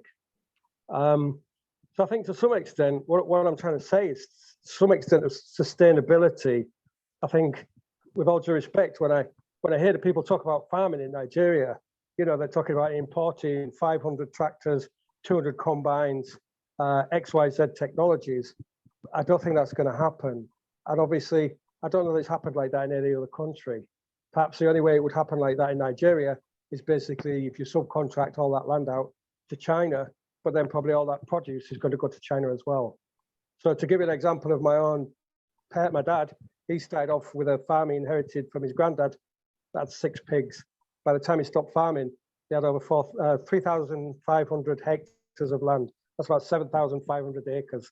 And that was done by, interestingly enough, you've talked about educating farmers. It doesn't always work like that. Basically, the farms around my dad's farm, there were a lot of small holdings and smaller farmers. And basically, they didn't have the techniques. So they were swallowed up into the organization that my dad was running. And obviously, in doing so, they were exposed to those techniques. And that allowed them to develop some of their land and make it work better. So really kind of, for me, Google is a great teacher. You can learn just about anything on Google. If you have a mind, for my secular job before I was really into farming, I was into productions, live music, sound, lighting. I first came here with Arise to do some of their programs. So basically, in there, I met a young man and he wanted to learn what I knew. And what I explained to him is the first thing you need is a thirst for knowledge. Because when you get that knowledge, you will use that knowledge to make money. But it's very difficult when people only have a thirst for money because they're not interested in learning. And unfortunately, with farming, there's no quick buck. You know, you can't plant a seed today and it grows by tomorrow. Sometimes a seed might take 8 or 10 months, and you've got to do a lot of work in that time, and really you're not getting any money. So I think quite a few kind of factors of how do we make it sustainable outside those that we've already spoken about. You know, somebody spoke about why don't we start importing superior seeds? Well, even in the time that my dad was farming, we used to do test plots for different companies. So on the farm, we grew peas for Bird's Eye. We grew wheat and grain for Weetabix. We grew potatoes for McCain Oven Ready Chips. And obviously they were always looking for more bang per buck, more produce per acre of land. So they would come and they would do test plots with new seeds. And what he started to notice is that you couldn't grow the crop from the seed it produced. Let me say that again. You could not grow the crop from the seed it produced. Basically, it was done like that by the people who produce the seeds. So you always have to buy seed stock from them. So as soon as you do that, you're married to somebody outside the country who is controlling you. It's the same with broiler chickens. A broiler cannot make a broiler. You don't get a broiler. You have to buy parent stock broilers, which are again controlled by organizations outside this country. Broad-breasted white turkeys are the same. They don't breed with each other. You have breeding stock and the legs that they lay become that. So I think the actual way forward is very difficult. And to me, if you ask me what would the way forward be, it would be to try and come from something that's a little bit more basic roots up of integrated farming. You know, the woman in Uganda, I think she's making about $10,000 a month on an acre of land, which is quite incredible. And it's all organic.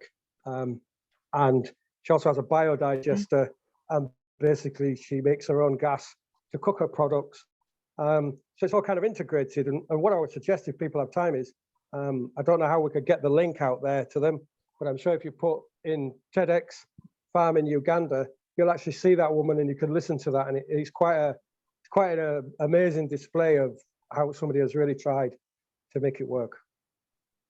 That's fantastic. Thank you so much for that. And I'm just going to add a little sub question here. I feel that one of the main hindrances for year-round consistent crop production in Nigeria may be reliance on rain fuel-based farming practices. Could you tell us what other techniques could be viable here, in your opinion, in Nigeria to foster more sustainability and availability of crop? Well, I think really you kind of haven't got to the point where you've hit the crest of the wave. So even in the UK, a lot of these, you know, go to ShopRite and look at tomatoes grown in Nigeria and tomatoes grown or imported tomatoes. The first thing you're going to notice is the price. Yeah, that's, you know, there's a pile of dead bodies there because they looked at the price. That's how expensive they are. The next thing you're going to notice is the ones that are imported are they're kind of like the supermodel of tomatoes, whereas the Nigerian ones, they're a little bit more random. But for me, the most important thing I notice is you bite into one that's imported and it's watery and it's not so tasty. You bite into a Nigerian one and it's got that infusion of almost super tomato-ness. So I don't think really what we're looking at is, like I said, on my parents' farm, they got to the point where they couldn't get any more land. No more land existed. So they had to think, how can we get more per acre? And I think in Nigeria, you probably have to do a little bit of both because you're not going to get all the land to use. But it isn't necessarily a case of let's tie ourselves, and like I said in the last bit I said, you know, you're tying yourself to people who have developed genetically modified seeds or, you know, breed on breed, selective breeding animals, but you cannot breed your own animals from them. I mean, I think a story that I kind of always tell people, and I've kind of researched it a bit online, but Indonesia is now the biggest producer of palm oil. But palm oil is not native. So when my British ancestors came to Nigeria, basically they looked around and they looked for seeds that could possibly grow and were interesting. And they took them all back to a place called the Botanical Gardens at Kew Gardens, and they stored them.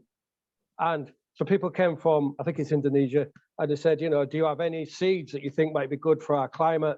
And they said, okay, yeah, palm oil. They gave them something like 14 seeds. And from those 14 seeds, they have become the biggest producer of palm oil on the planet. So I think for me, everything, I say we, you know, I don't think of myself as British anymore.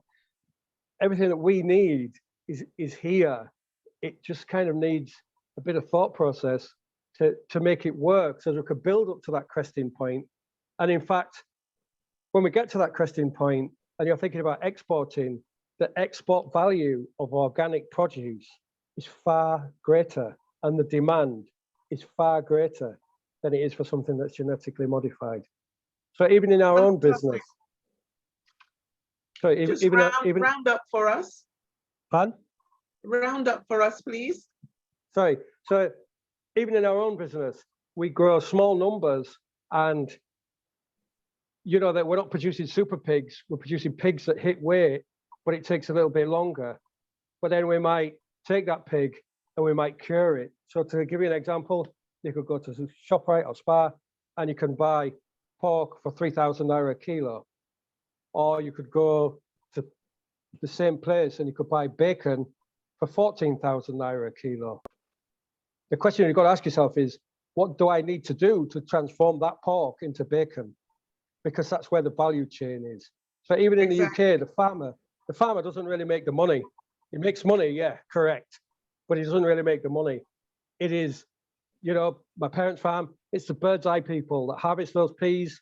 They do freeze them within 1 hour. I can tell you that because if they don't, they tip them in the field. And as kids, we used to go with buckets, fill them up, blanch them and put them in our own freezer. McCain oven-ready chips, they're very selective in what kind of potato they want, the size of potato, the shape of potato, everything else they throw away.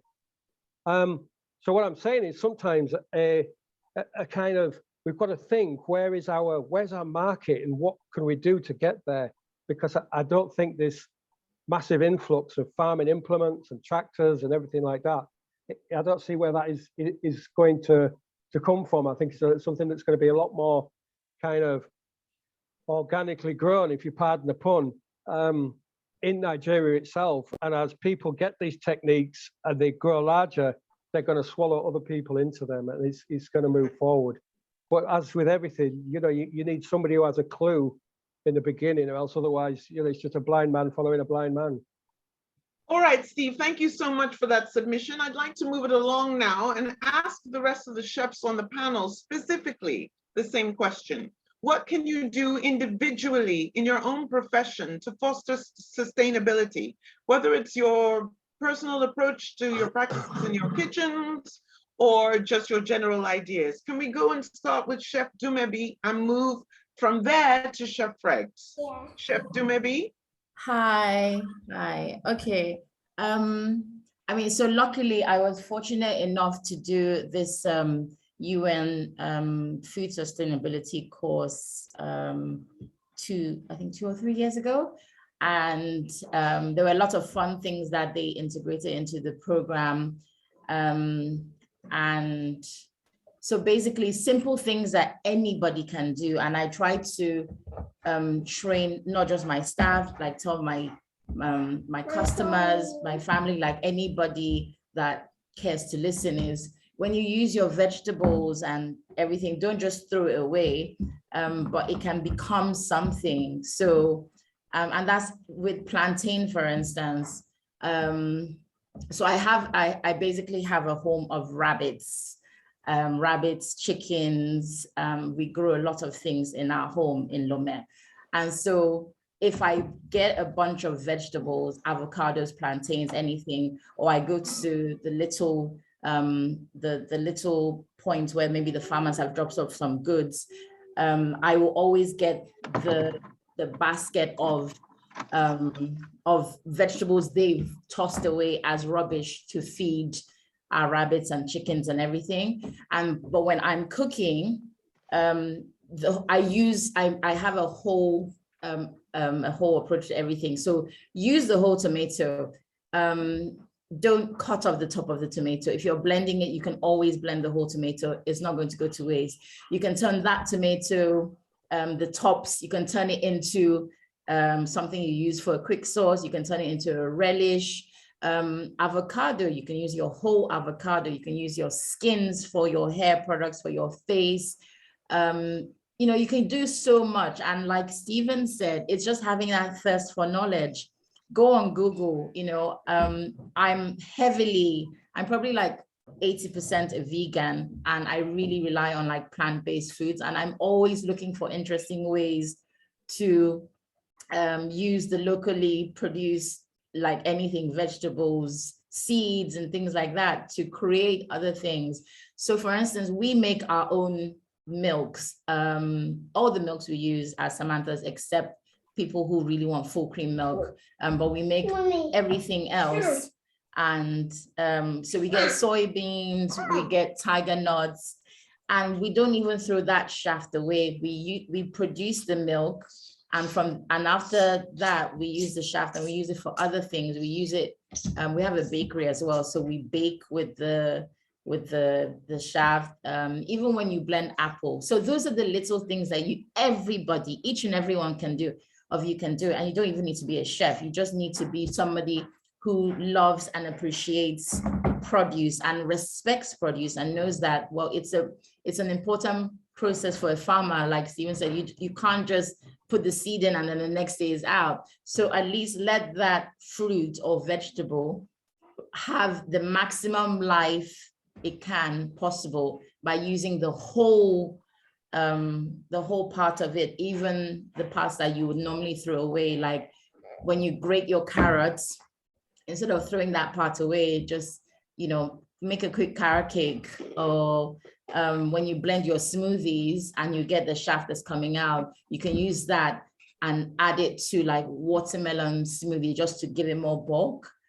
So yeah, those are the little things that we can all do. Absolutely fantastic. Yeah, those are the things we can do. I love what you're saying about sustainability in the kitchen. That's beautiful to learn some new uses and further uses instead of primary use of food. Chef Freggs, could you come in and give us a little bit of enlightenment on your take on sustainability in your professional life? Fantastic. Thanks for the floor, because I have to take permission because I have to run in a bit. So I will just drop this final. First of all, a big applause to Dumebi, who spoke my heart and my mind.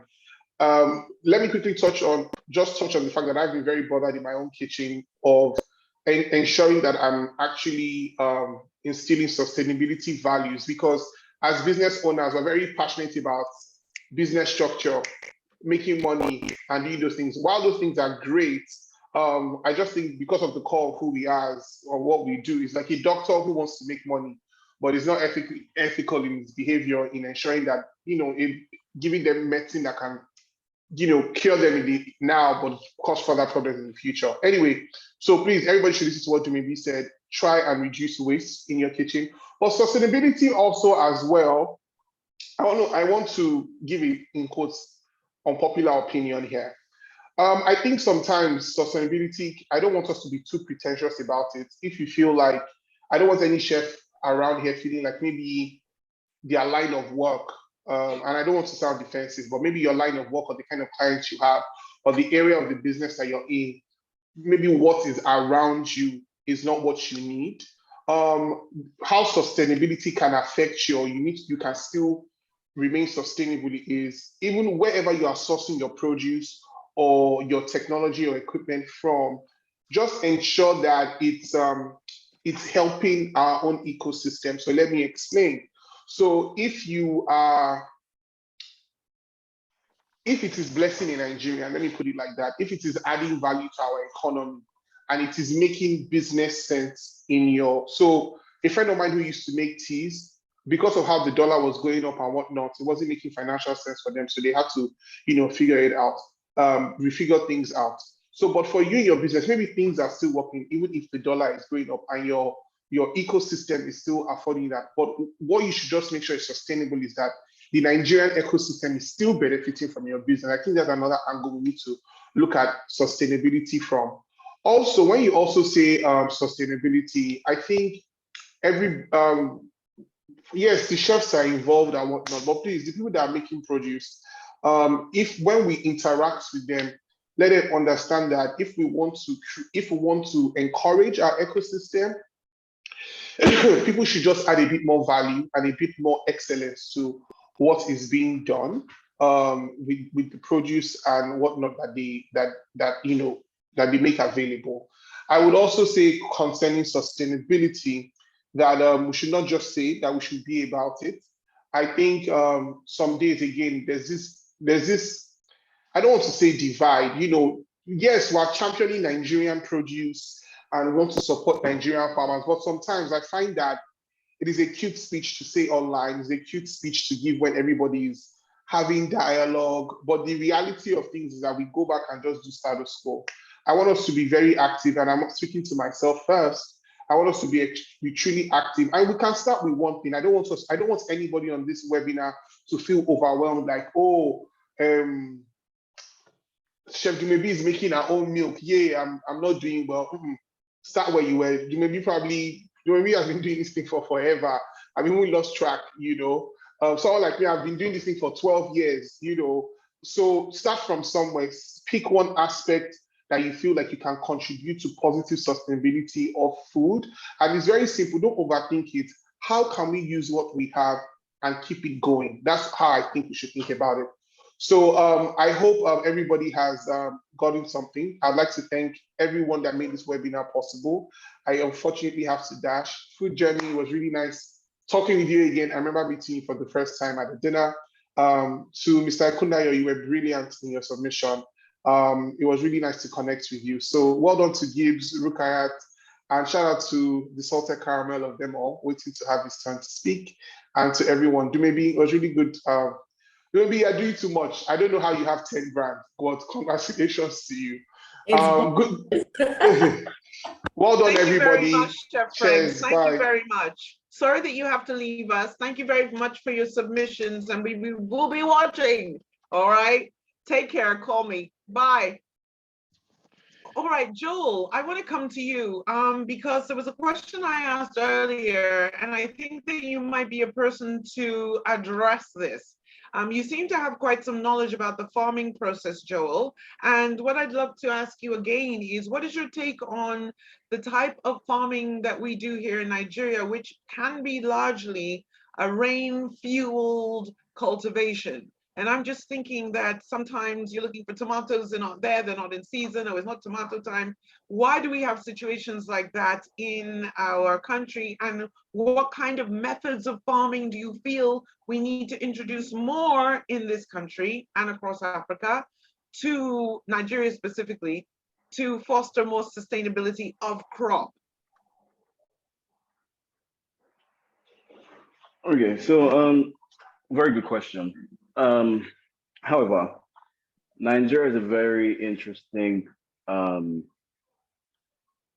space to work in. So in our experience with the startup I spoke about, one of the things we were looking to do was how we could come in, right, to plug several holes across the value chain. And so one of the things we did was to partner with industry leaders in other countries like the Netherlands, for instance. And we saw like a lot of things that had brought about a lot of advancement in other countries.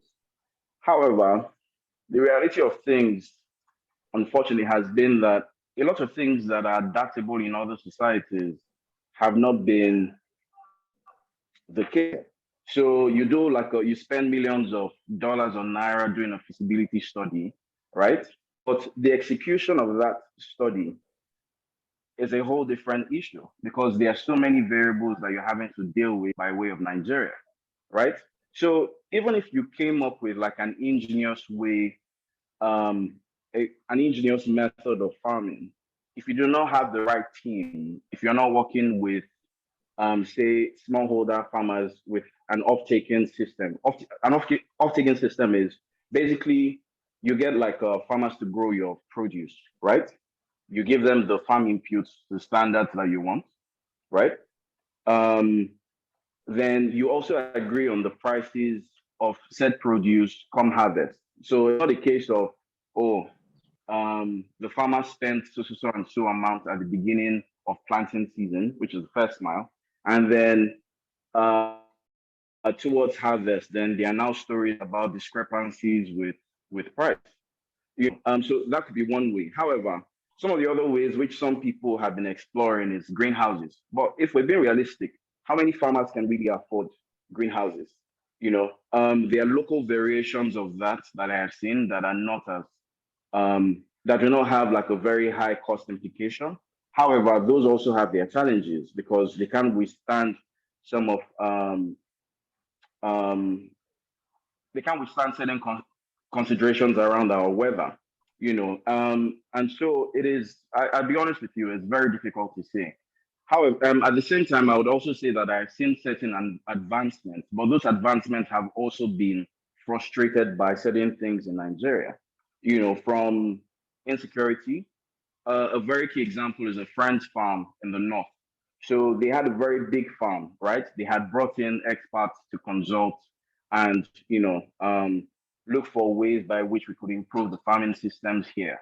While doing that, they also found gold on the land. Now, I believe because certain government people found out that key piece of information, they mobilized certain men of the night to attack the hands on the farm.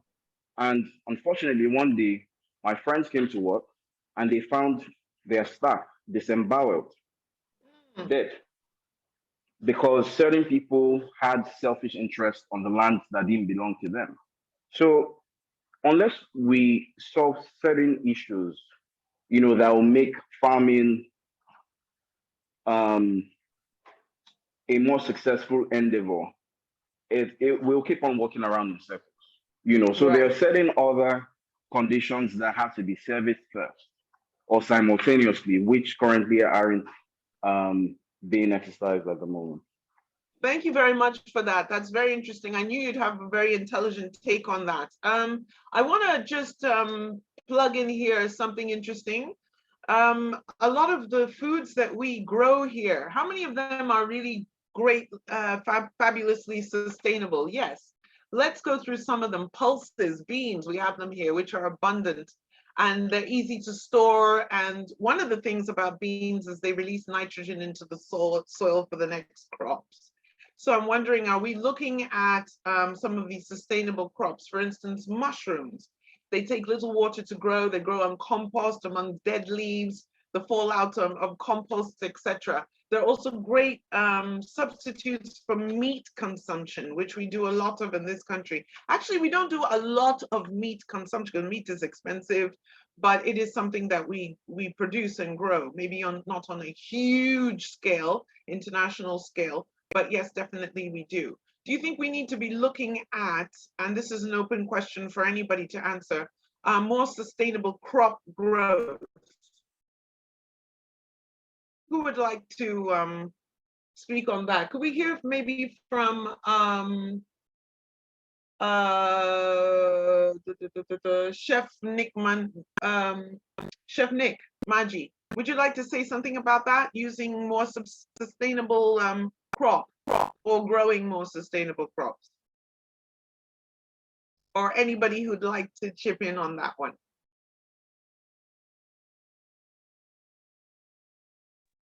Okay, I'll go first again. Sure, Steve. I mean, in the UK, it's an old system of kind of, you would grow different crops because one crop, as you've just said, might release nitrogen through the roots, and nitrogen in the soil is good.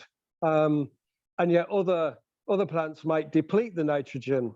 So you might have to put some nitrogen on and kind of fertilizer normally has 3 numbers, like 20-10-10, which I think is nitrogen and phosphates and, well, something else that I can't remember. So basically what actually happened is this rotational system was kind of sidelined a little bit because, again, of chemical farming. As somebody said, we did a soil test. That soil test would tell you what you needed. If you needed more acidity, you would add lime. If you needed more nitrogen, you might add fertilizer, or you might add manure.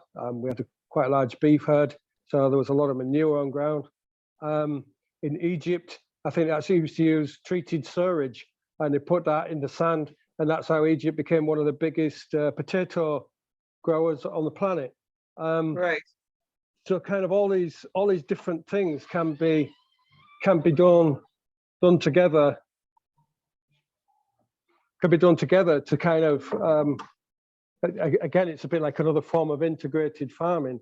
It's just, do we actually know that much about the crops that are grown here? I mean, obviously, an indigenous crop to Nigeria is the easiest one to start off with because it obviously has the temperament and capability to kind of put up with a deluge of rain in wet season and almost desert-like temperatures in dry season.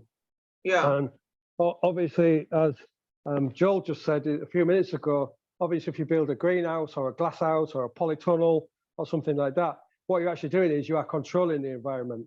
So there's no wind unless you open a window. There's no, there's no cooling unless you open a window. There's no rain unless you actually. Right. So really, that's a 100% controlled environment. And I don't know whether it still exists, but there was quite a big place in Abuja, and they were using shipping containers, and they were actually using hydroponics, which is where you're basically using water with nutrients in. There's no soil, and the light is actually, it doesn't come from the sun. It comes from lights in the ceiling. But they were growing high value crops, strawberries, lettuce, all those things that when you go to a supermarket, they're expensive, because obviously you've got to justify that level of expenditure in the first place. I think something that has been touched on multiple times is using the waste from one thing. I know one of the chefs was talking about rabbits, taking the cuttings from your vegetable, feeding a rabbit with it, and obviously at the end of that you get some meat. We have rabbits as well, and there's a saying, they breed like rabbits, and they do. So it's a fairly quick turnaround of getting something on ground. But that's kind of small scale. That's like homestead. Chef Gibbs sometimes says to me, on your farm, and I have to stop him and say, well, it's not really a farm. It's just a homestead. I'm going to cut you off here for a moment, because I need to, although everything you're saying is valuable, please forgive me, everybody, for doing those cutoffs, because at times we need to move the conversation a little bit forward, make sure we hear from everybody. I'd like to ask Mr. Tokunbo Kundayo a question pertaining to sustainability. One of the things, and the recurring mention here, is education of people as to how to do things. All right, now that doesn't come from the sky. It comes from either being taught in school or nowadays learning on the internet. But everything cannot be learned on the internet, especially for people who have problems with the whole understanding and concept take on. What do you think, in your opinion, that governments and schooling systems need to do in order to start planting these educational seeds early, such that by the time we get to career standard ages, we have a little bit more gumption about things that, abroad are fairly basic, but here seem to be completely foreign? Could you address that, please, sir? You got to unmute. There we go. Sorry. Wow. Yeah. That's a WAEC A-level A special exam question. Look, I have to confess.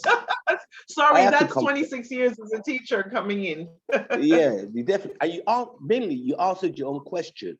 You said the internet, what have you, and I'm sure Joel and I'm sure Mr. Femi of Bay TV could easily say, it's simple. You can't do education properly if you don't have a structure that works. You can't do anything properly if you don't have a structure that works. Now, I'm in the wine business. Now, I'm probably really bad for sustainability in Nigeria because I'm spending dollars, I'm bringing in cardboards. But what I try to do is, when people want single bottles or 6 bottles, I tend to buy cloths. I give them cloths they can use again. I don't know whether that's helping the environment or not, I'm not sure. But to school people, it's like anything, okay? I'm going to go back to oil and gas. I'm going to go back to X Factor. I'm going to talk about Big Brother. That's what the young ones are interested in today. They're not interested in feeding the nation, let's say. They're not interested in going back to the farm and growing things. I don't know enough about sustainability, and I'm sure Stephen can correct me. When I was younger, I did social economic history, and one of the things I studied was crop rotation. I don't know if I'm talking the right thing. Like growing different type of crops in 3 areas, where 1 minute it'd be potato for 1 year, something else, tune it another year. So it helps the earth, it helps the ground breathe or allow it to become fertilized again. And it really worked because most of the chefs will tell you, most of the dishes that they make, let me refer to European dishes, come originate from the farm. Your shepherd's pie originate from people growing potatoes and sheep farmers and so on. So there's a continuity of sustainability there. How do we educate our young ones? It's like the industry we're in, hospitality.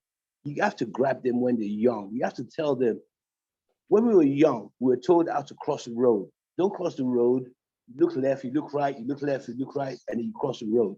So we're told, we're brainwashed from a very young age. It's the same we have to do in primary schools, in secondary schools, and tell them how, talk about food history, talk about food production to children. Because children can take on a lot in a short space of time. I don't want to mention government because I've just been stating the obvious and I probably piss some people off by what I would say. We could talk about private schools educating these chaps, these young children. But what about public schools? There are loads of children. I have a local public school there. I see maybe 1,500 children. I wonder if they've been taught anything about food growth, or are they more interested in becoming lawyers or traditional profession, or get into oil and gas, as I keep saying. So I don't really know what the answer is. I don't know how we're going to school our people. I'm told university standards have dropped. Somebody comes out of university, they're not really clued up. So I don't know. I don't have the answer to that. But what I would say is that Mr. Joe said it, Mr. Bay TV said it. Television is known as educational, entertaining, and I can't remember the other phrase they used to use. There are programs, you see, there are programs that are produced that make people interested in in certain areas. I believe the Crop Crows at Dawn was very popular. It was about farming, right? Am I right? Crop Crows at Dawn. It was about farming. Village Headmaster was about a village and how it sustained itself. There's a program, and Steve will back me up on this, a program called The Archers. It's about farming. But they do those programs and they do those programs to get people interested in what's going on. So we need, Nollywood is a great example. If Nollywood can make movies that would interest children and say, oh, okay, this is what they do in Nollywood, I want to do that as well. And Hollywood does this. They make movies about certain professions. They make sitcoms about certain professions that people start taking interest in. So to be honest, I really don't have an answer for your question. All I can say is I know the young ones need to be schooled and be told about sustainability from the word go. Thank you so much for that. I'm going to jump straight to Mr. Femi Ogundoro. I'm sure you knew I was coming your way. And since we've been talking about education of the youth, on your TV platform, do you think you are prepared to start going the way of, say, an American PBS, public broadcasting service, which largely bases a lot of its programming and content on public education?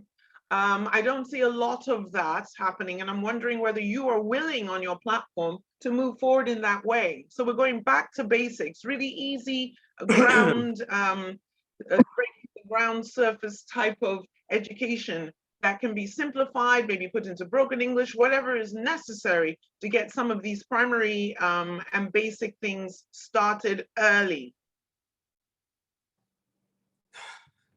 Okay. Education is, thank you very much. I mean, the speakers you've done justice to, all the topics that we've, been discussing. And if I look at how we can connect food to our target audience. So, I mean, if about 60% of our population or more are below the age of 35, and then you have the bulk of those people below the age of 25, then it's important that we look for a way to connect whatever we're talking about within the food systems, to these target audience or this demographic. And the easiest way of doing that is one of the reasons we started Foodbay TV. It's just that we're almost there now. We're going to be doing things, with that particular TG guys in secondary schools, because that's where you have to catch them, pretty young. And then also kids, because you talk about nutrition and malnutrition in the world, the numbers are, going over the roof. 2020 alone, I think we had about 46 million people that were added to the already expanding population of those that are malnourished and all of that on the continent. And if you look at a country like Nigeria, how do you target these young people? You have to use the media. Food media we're not taking it seriously. We're not, it's just common sense. Unfortunately, it's not common. I mean, even our government is not seeing it. Government is talking food security and you're talking agriculture. They don't understand what agriculture is. So how do you measure it? There's something called top of mind. I mean, what word do you own in the mind of your consumer? When you mention agriculture, what comes to mind? We have done a bit of that deep dive. And what we got with the 16-year-olds or 19-year-olds, when you talk agriculture, they see, oh, I don't want to go that route. I see labor. I see, I don't want to work. I don't want to suffer. Excuse me, I see poverty. Those are the key words around agriculture. So there is nothing you will do as a government or as a people without changing their mindsets. You're not going to get their attention. So, and how do we move beyond the problem? The solution is engagement. You need to engage them with programs, but you have to do it in a way that relates to their self-concept. These guys don't want to feel like their parents. These guys want to be rich because that's what they see on a daily basis. These guys want to be like Burna Boy. These guys want to be like the Nollywood guys. These guys don't want to suffer. So you need to show that there's a pathway to success. There's a pathway to prosperity within this space. If you're unable to show that to the young demographic that we have in this country, you're not going to get anywhere with it. They are not going to be, food insecurity or security would deepen. And so we feel that we have that responsibility in the media. The bulk of us within that space must create programs. Go to them where they are right now. The bulk of these guys are on TikTok. If you want the Gen Z, they are on TikTok. TikTok is not blowing up yet. We've had few, in terms of virality, we've had maybe a few, but it's not where we want it to be. But you still need to start engaging. You need to use lifestyle to drive the message in a very subtle way so that these guys can connect. We need to look at the curriculum because it's more effective when this is made as a policy. Once it's coming from the government and the authorities, for the school systems, it works better than the private sector. So we still need to get the government, like we're doing at the moment. We just finished the program, Street Foods Niger, and we had to work with the Lagos State Ministry of Agriculture. We have to engage. We need to lobby if we have to, and we need to educate even some people in government so that they can see light in what we're doing. Fantastic. Thank you so much for that. There are two other people who I'd like to hear from, if they'd like, and that is Chef Nick Manaj and Chef Amenze.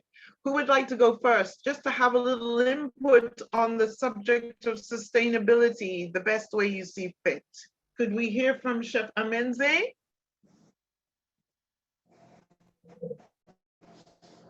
Yeah, hi. I've been listening to everybody and I couldn't agree more with. Hi, can you hear me? Yes. So, three things I'm going back with today, and just to summarize most of the things that everybody said. I think that we still have the problem of capacity development in Nigeria. We talk about so many things that we could be doing, but the truth is there's a knowledge gap across board, from systems level to farmers level to education, to every level. Many of us do not know the limit or the extent that this whatever it is that we're going to pass on to them. So for example, Joel was talking about tomatoes. The average Nigerian just sees tomatoes for what it is, tomatoes, but not many people know the value chain that exists. I remember I went to the market just outside Abuja 2 months ago, and I saw something on the wheelbarrow. Wheelbarrow is a generic name for a trader with something on, and I asked the person, what's this? And she said, that's tomatoes. And literally that was sun-dried tomatoes that was sold in the local market that even the people in the market were buying. And it was relatively even cheaper than fresh tomatoes. So I was like, this is sun-dried tomatoes, just that it's in the open air. And a lot of the things we do right now in Nigeria, a lot of it is based on archaic practices that are out of date, they're outdated. So it doesn't look like what we're doing is enough. 20 years ago, music wasn't what it is now, but music is big because some group of people decided to pioneer music and show us the extent to which you can take a musical career. So today, I'm sure that if you go to many Nigerian parents, you say you want to be a musician, they don't have any problem with that because they see success stories of musicians who are doing well and they don't have any problem. So in the same vein, when it comes to the issues around food sustainability, food production, food security, what we can do to make sure that food is available in country, we need to make agriculture like a success story so that all the things that people need to do, from governments, everything that we need to do, then we start engaging. So content is one way we can do that, content creation. Mr. Gundor of Food Bay talked about it a lot. I see what Food Bay is doing. I see the efforts that they're playing and it's commendable. But Food Bay itself, they as an organization cannot do it alone. We as chefs, we as influencers, we as people who work with different groups, we need to start engaging as groups to lobby governments, the results that we want to do. So I think that these critical things have to be looked at for us to make progress that we desire in Nigeria. Thank you very much for that. That's fantastic. I just have to stop and give you a little bit of information that Chef Nick Manaj and Chef Freggs, as we know, have left. But Chef Nick Manaj has just left now. He had a commitment and I believe he's had to leave. So we're moving on with the rest of us that are left here. And I think, I'm just having a look through my notes, talking about yourselves. One other thing that I want to add to this discussion and something that I'm particularly interested is in introducing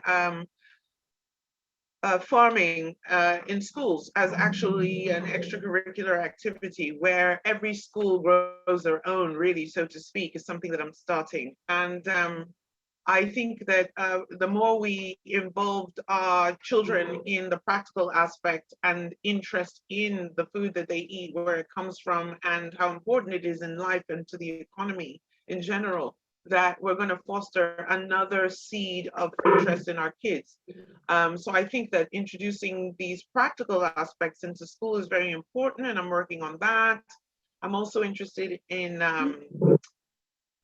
people in different industries who are interested in developing that concept to make sure that they speak up about it. We need your input, and let's see how we can turn things around in our country from the ground up, really. Let's move on, I think, now. If anyone has anything else they want to say before we move on to the next topic, now's your chance.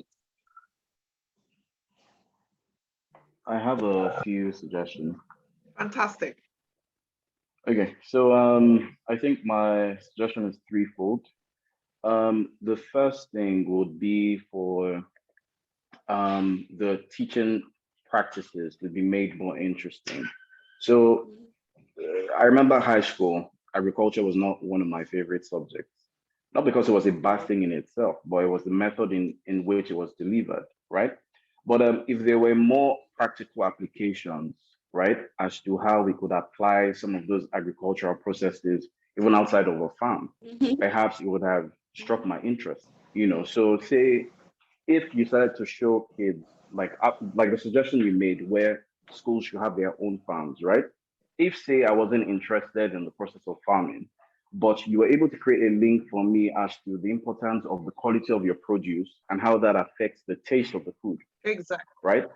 So for me, maybe you were not able to capture my attention on the farm, but knowing then that just by way of, treating the produce right, I can get better output, both nutritionally and taste-wise, then, you've caught me.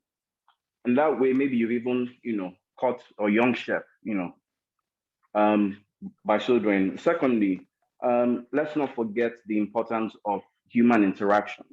So a lot of the suggestions that have been made are largely virtual. So on TV, on TikTok, and social media. And while those are very important, let's not forget that not everybody has access to those things. So in some way, we're still speaking from a place of privilege. Let's not forget the importance of things like activation. So going to the market, showing the market women how to better treat their produce so it lasts longer, so that they can also gain a larger market for themselves. Because if out of 12 traders who sold tomatoes in the markets, right, people know that once they buy from you, more often than not, the produce they get from you has a longer shelf life.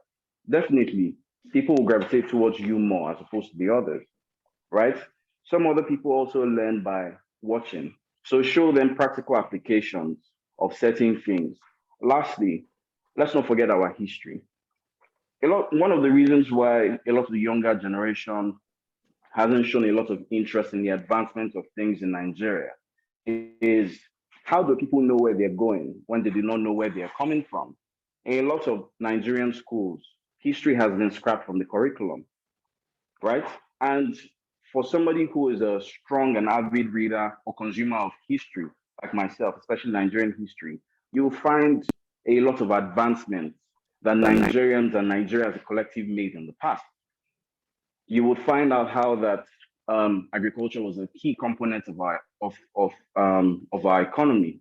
You'll find out how, dating back to far back when, like, Nigeria had its own alphabetical system called NCBD, that is second oldest to only the hieroglyphics of Egypt. So one of the reasons why a lot of other countries are successful is because people have a heritage that they are proud of. Said heritage is built by knowledge of your history. So if everyone is concerned about going to start a life elsewhere and pushing another economy forward, it is because we haven't serviced some of the core concerns at the basics. Thank you.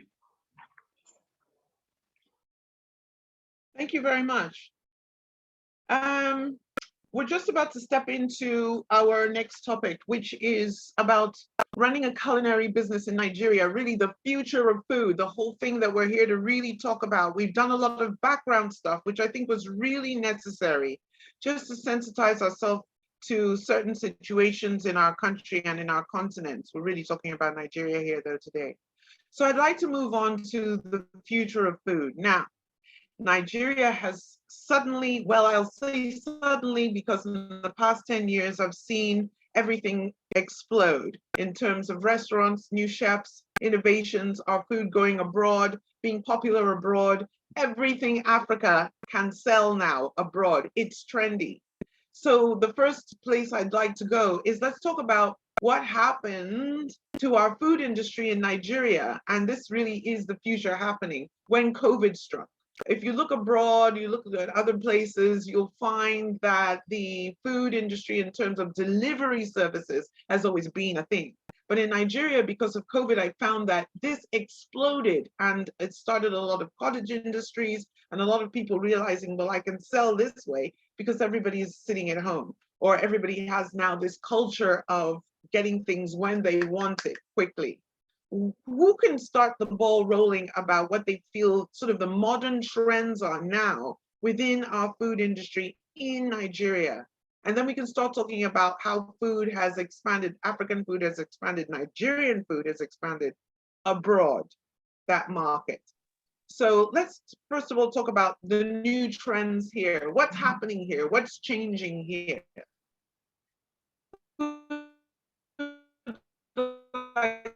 To open the floor.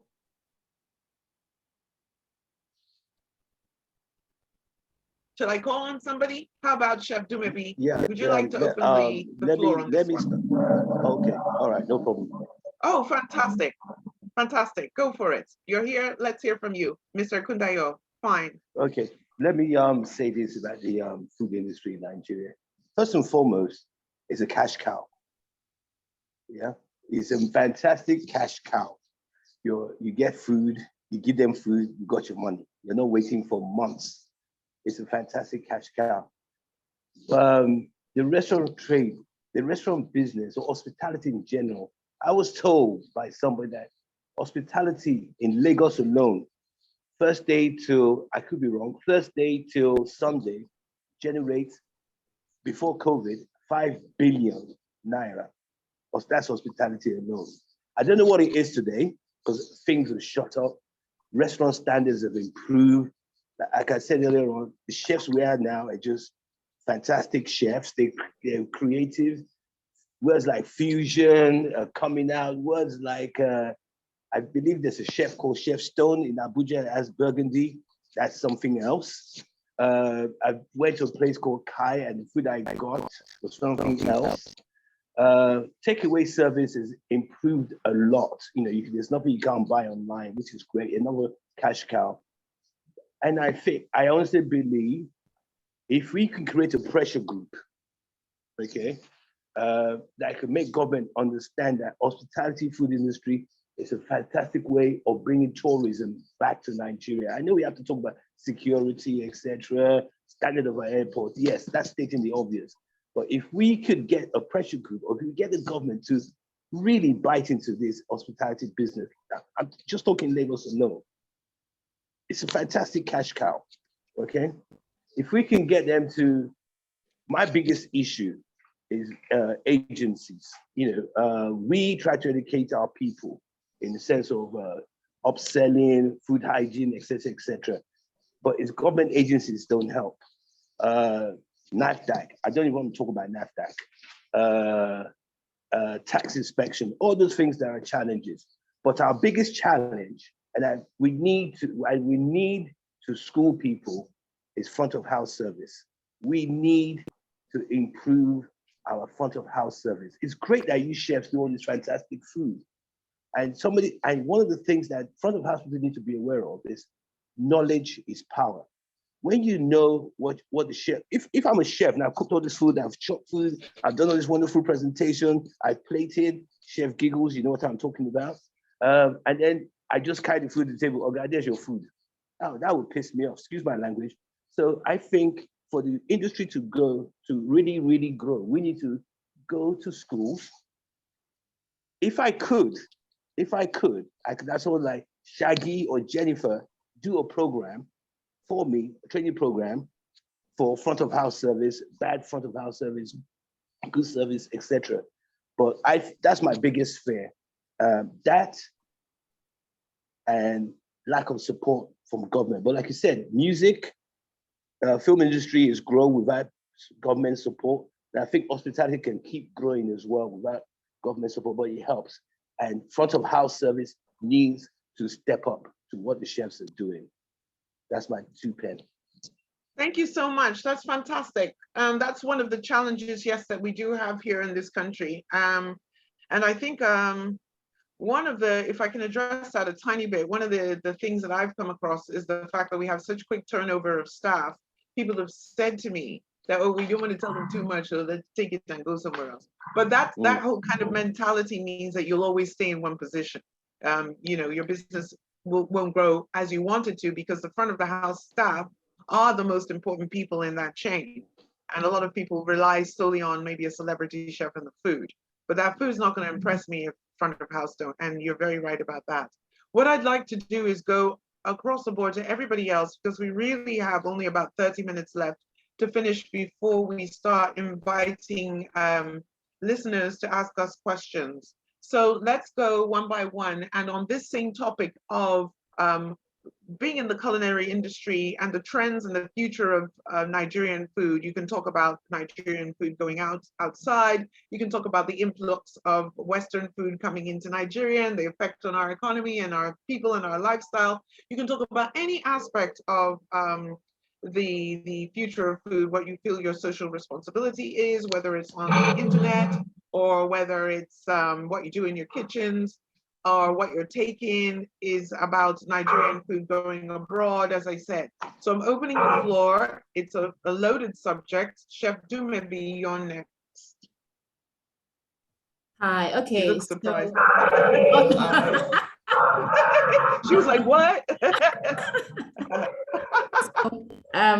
What area would you like to speak about?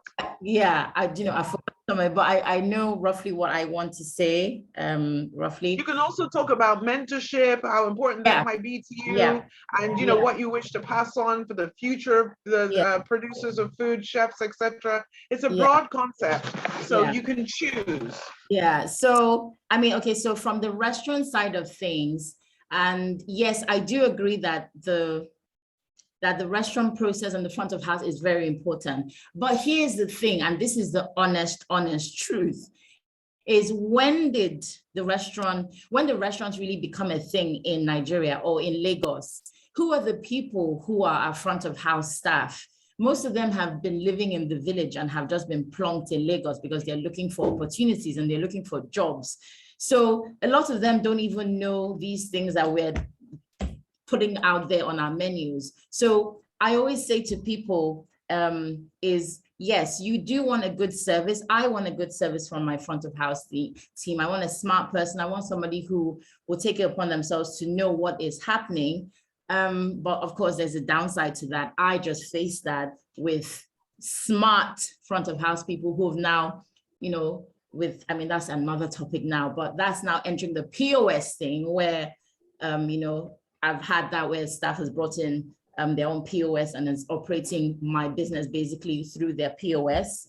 So that's also the downside of having smart front of house team, because they start getting these ideas, they see the business going, they're like, okay, I want to cash out on somebody else's sweat and everything. So I as a chef owner, I think that is what makes my business different from every restaurant in Nigeria, is that I am able to bring my own chef experience and my own front of house experience to customers who come in. So I try to bridge that gap and make it like a nice experience for customers. But I mean, I'm loving the fact that I'm seeing more and more of our food and our menus and what the chefs are doing and what photographers are doing, and it's going out there. I'm seeing it on Instagram and it excites me. It actually inspires me as well to switch things up and add new things to our menu. And so the future of food is exciting. As Mr. Nkudayo said, it's a cash cow business if you do it correctly, if you do it properly. A lot of people are coming into food business and restaurants because they're like, hey, we're going to make a lot of money. But no, actually, you wouldn't. It takes a long period and it takes a lot of consistency. It takes a lot of mistakes, a lot of sacrifices to get to that point where you're like, okay, I can, branch out just as the way I did. I went from Samantha's almost 8 years ago, and now I have 10 brands. And the reason that's happening is because logistics wise, it's opened up so much. You have Jumia, you have Bolt, you have, I'm sure Uber Eats is coming soon. You have Konga Food. You have so many businesses opening up logistics, and that is opening up business for chefs, for people to just sit at home and work. And that was the benefit of COVID, is that we were able to see what we could do from home and what we could project out via other people's companies like Jumia. So, I mean, the future of food is exciting and it's also daunting. But I mean, even with everything that's happened over the last few years, for me, I'm still like, I still wake up every morning and I'm still super excited. I mean, just yesterday, I've opened up an ice cream brand, Sam's Creme, and I am so excited to like push that out. And I don't want to take that position of, I need to focus on using whipping cream, which is not in our diet. Whipping cream is not. So I'm trying to do things, create ice cream that I can get everything locally and not break an arm just because I want to make ice cream, so somebody can just have a cup and feel good and just indulge. So I think it's just about picking and choosing and tweaking along the way. Yeah, that's pretty much it. In a Thank nutshell. you very much for that submission. Thank you very much. Yeah. I like the submission you made about the about all the delivery services that have emerged, and that really does speak to sort of the future of food, creating extra businesses based on the need for food and the way it's delivered. Good. I have a question for Mr. Femi Ogundoro of Food Bay TV. Yes. My question to you is, what do you feel needs to be changed about the way food is presented in the social media, such that we can show more responsible content to future entrepreneurs and people in the culinary industry? So that I'm seeing a lot of people in the social media who are kind of like showing themselves, their bodies, their, things that are totally unrelated to the food content. And in terms of mentorship, I'm wondering if we're going in the right direction. Can you talk to us about social media responsibility, people in the culinary industry? Mr. Femi. Okay, thank you for that. I feel that social media is a major vehicle that is helping in putting African food, and, food out there. It's another thing to start to talk about the narrative, which is what I think you're trying to, talk about right now. But the very first stage, what is required for the first stage is for us to be able to get the word out there. Let's get the attention, create awareness first. Once the awareness is there, then we can start to now, probably package it differently, tweak it, so that people can see exactly what it is.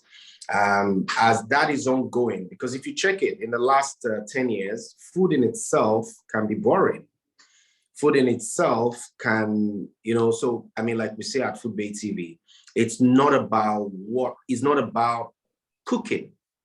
It's not just about the recipe.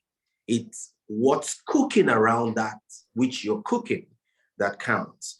And what that means, to us, largely as part of our strategy, is we focus more on the emotional side, because you mentioned it earlier, going back to basic. If you're going back to basic, it's normal. I wouldn't respect it. There's no glitz and glamour, there's no vavavoom around our food. So why should anyone pay attention to it? It becomes so functional. So I just take it and move on. Once it's done, I'm gone. So, but social media at the moment is affordable, is within reach, and we're getting a lot of mileage from it. It's giving us the cross-border opportunity of reaching out to people on different continents. Once we get the element of virality to whatever content that is being, and it's stirring up curiosity, about our food, where people are beginning to ask questions, the jollof war, the whatever. And, so that I feel that for now, it might still be too early, because food is also a reflection of your culture, your people, your lifestyle. So you cannot take it away from it. So when you're seeing, the exposure of certain parts of the body and all, that's what you see normally, because food is just a part of that mix. Unfortunately, as practitioners or as chefs, you're not going to be able to do so much about it. I would say that we should look away from it for now, because we need attention. We need attention, because when you get just chefs to do things, they're not popular enough. We did a deep steak, I think 2 years ago, asking people randomly to tell us the difference between who a chef is and a cook. People don't know what it is. We also asked these people to tell us their top 5 chefs in Nigeria. They couldn't even mention friends.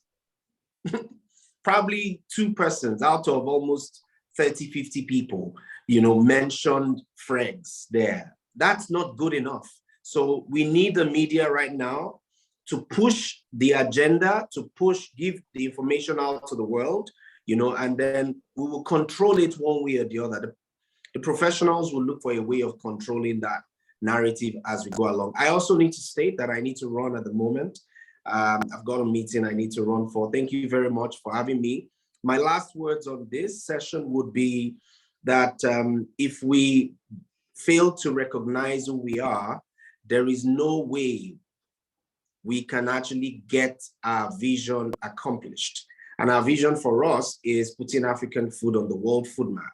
Please, burger is great. All the foreign tacos and the rest of them. But I would just like to say to us, if these guys never believed in it, they would never have sold it to us. We need to believe in our own. We need to believe in our food. We need to be authentically, you know, Nigerian or African, and let's, you know, push that narrative in whatever we do, in the small restaurant, in whatever. Lebanese are everywhere. Chinese are everywhere. We need to do the same with our food. Thank you very much. I would be running now. Thanks for meeting you. Thanks for having me, and nice meeting you as well. Food Journey. You're doing a great job. Thank you so much. Thank you so much. And thank you so much for being here. I'd love to, one thing I'll say before you go is I want all of us to make sure that we keep in touch. We always say this, but sometimes we fail to. I think there are a lot of lines and concepts that cross here beautifully. And I see a symbiosis, and I also see a beautiful, beautiful flowering of new ideas starting here. So let's all make sure we keep in touch. I particularly like to keep in touch with you, Mr. Femi, as well. So goodbye, and we'll carry on. All right. Thank you. Thank you. Bye-bye. All right, everybody. So carrying on, I'd love to hear from everyone, and I want to direct this next question to Chef Amenze, because I think you might be able to handle this well. As a captain of industry, what is your advice as a team leader to somebody that you would want to mentor, who is now forging into the culinary industry and about to be one of the future stakeholders in our Nigerian food industry? My advice would be find a niche. Don't just look for something that will make you stand out and be different. I think that when it comes to the food industry in Nigeria, there's still a lot of areas we haven't covered. There's still, when you compare to places like the UK and other developed countries. So I would say find a niche, master that niche, be known for that niche, and you would make more money. If you will make more money, but you also satisfy clients. You know, I'm talking about money because a lot of people I work with are food business owners, and profit is a key part of the conversation that I have with them a lot. So that's why I'm talking about money. I also would tell the person that think about a product, even if you're going into service, like, you know, a lot of the things we do right now in the food industry are largely service-based, maybe restaurants, catering, whatever. A lot of what exists right now in Nigerian food industry within Nigeria is more food-based than product-based. So I would also say, think about a product that you can create out of whatever you're doing that can serve that can serve the Nigerian market, yes, but can also serve global markets, because that allows you to scale. That also gives you potential for longevity in business. So those are two things I would tell anybody that is going into the industry. Thank you very much for that. I've got a question that I'd like to ask Joel. You are one of the last two people to hear from on this topic. Chef Amenze, what you said was brilliant, and I love it when you can give concise information like that to people who are interested in this industry, which we all serve. Thank you so much. To Joel, I would love to ask you a question about our food going abroad. Now, I've recently been in the States for about 3 months, in New York City in particular, which is a huge melting pot for culture and food. And I went to several food sort of events that sort of pop up on the street where you have now such an international community. I did not see Nigerian food there. but I did see a lot of West Indian food. I did see a lot of Mexican food, Central American food, Chinese food, Indonesian food. What do you think the future of food is for Nigerian food abroad? Is it a niche market at the moment, and where do you see it growing in the future?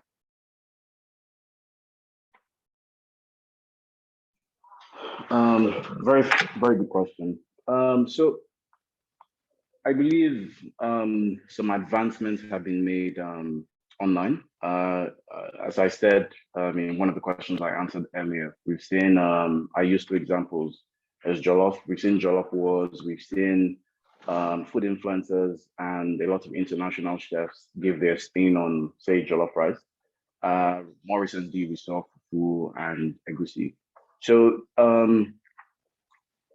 as much as it seemed like it was everywhere, that is still very limited potential. And I think there are two ways, by which we could push Nigerian food forward. One of the first things at the basis level is, the way we present our food. So say, even as a chef or whatever part of the culinary food chain you play, how detailed or how intent are you about the way you showcase your food?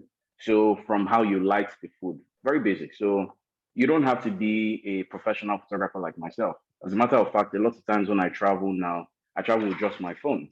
And with good lighting and great composition, like you already get your food looking very great. I say this because I've heard Nigerian food described as war on a plate.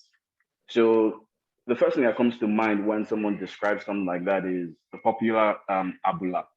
That's amala, begiri.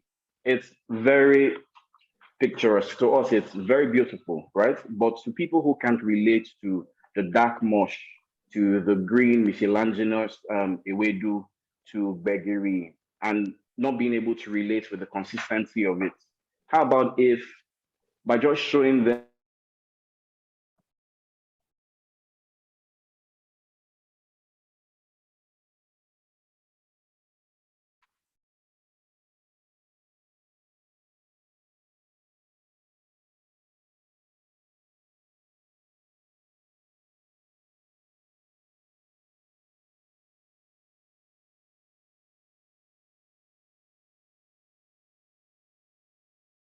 Hi, I think we have lost Chef for a moment. We've lost Joel for a moment. Is everybody experiencing the same thing with this frozen screen? Okay, so we're going to move forward. I like what he was starting to say, but let me put something out there, maybe for Chef Dumebi and also for Chef Amenze. Joel was talking about conforming to foreign standards of presentation with food, and that's something that I always have a little bit of trouble with personally, because I feel that, when you go to a foreign restaurant, you'll get the food the way the food's supposed to be presented.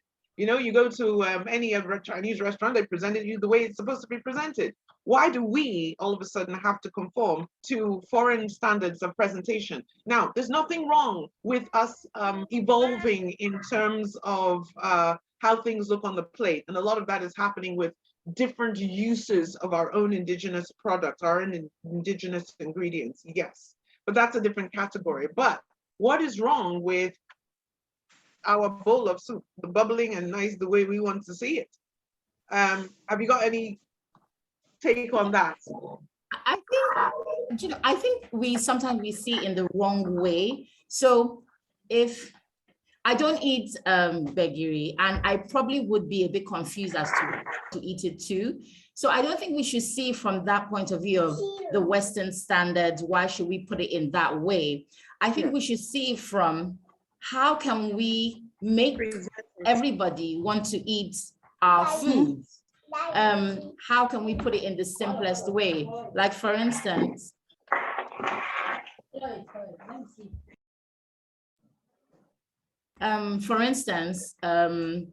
at Samantha's, when we're serving soup, we will serve it in a bowl so I don't like my soup and my swallow mixed together. So I like to think that there are people like me who don't like that. So I like to separate and put one in the bowl and maybe one on the plate, just so that it looks easier to, to eat.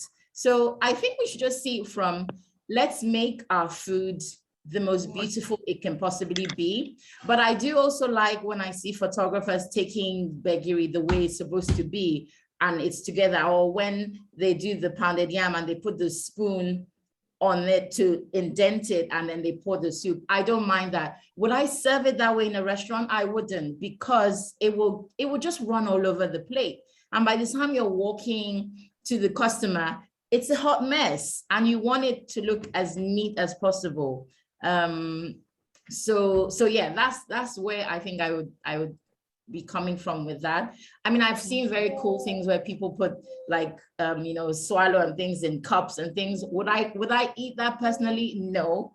If somebody served me soup in a cocktail glass, please take it away. I want my food on a plate or on a bowl and on the side. But when you start getting too fancy, champagne flute and all that, I'm just like, no. You're taking a little bit too far. Yeah, I understand. Yeah. Okay, beautiful. I just want to go back to Joel because he just sent a message to say that he lost his connection, just to hear the last bits of things that he was trying to put forward. And then we'll move to, I think, have we heard from Chef Ameze about this topic? We'll go back to you. So let's talk to Joel. Joel, could you carry on from where you left off? We'll go to Joel first, and then we'll come back to you, darling, since he lost his connection. Okay, so thank you very much. So what I was trying to say with the example I gave of Abula, that is Ewedu and the likes, right? So it's showing people how we enjoy, the things that we eat, even though they are foreign concepts to them. So a demonstration and the way it is presented. So me centering on the presentation is not necessarily to change the delivery. So maybe to present it in more, in a fanciful way. It's more a basis of presentation. So for instance, I've seen certain chefs or even, everyday humans take pictures of say soup with their flash, right? Now, a lot of Nigerian soups are very unctuous. That is, they're very oily. And what you have is the film, especially after you've served it, you leave it out to sit for a bit, right? The food sleeps. That's how we describe it in food photography. So there's a film on top that looks like it's coagulated, right? And so when you bounce light on that, right, you have like a very horrible reflection that doesn't show the richness of the dish, right? So that's on one end. Secondly, so say some people do not understand miscellaneous food. That's the characteristic of Ewedu, for instance, the dry nature of it. Finally, one of the things you can do, one of the things you could do to cut that is to add peanuts. So it's one of the things I love about travel, how you can borrow different things from other cultures. So in some Asian country, I can't remember where, but they like the said chef likes to eat okra, but didn't like the slimy nature of it and added okra to it. So that could be an alternative to someone you are trying to sell Nigerian food to, who doesn't necessarily like the nature of it. In conclusion, the other thing would be to sell Nigerian food on its potential. So we're speaking about sustainability, and one of the things that we should also not forget about is food as sustenance for ourselves. And with some of the farm practices that have helped to increase the amount of food that's available to the ever-growing population, one of the things they've done is gene editing, where they're able to take certain crops and try to specifically maximize the characteristics of one thing. So say volume, right? Now what that does, unfortunately, is to reduce the nutritional value that you could get from set food items. But thankfully in Nigeria, we do not have that as a widespread practice. So selling or trying to amplify news around things like acha, which is a superfood that is now being recognized by even the West, and the different uses. So either using it as swallow, I've seen people use it as pancakes, I've seen people do jollof acha, all sorts of things. There's so many different things. and just highlighting the benefits, of our ingredients and the different ways, and possibilities that will come out of them. Thank you.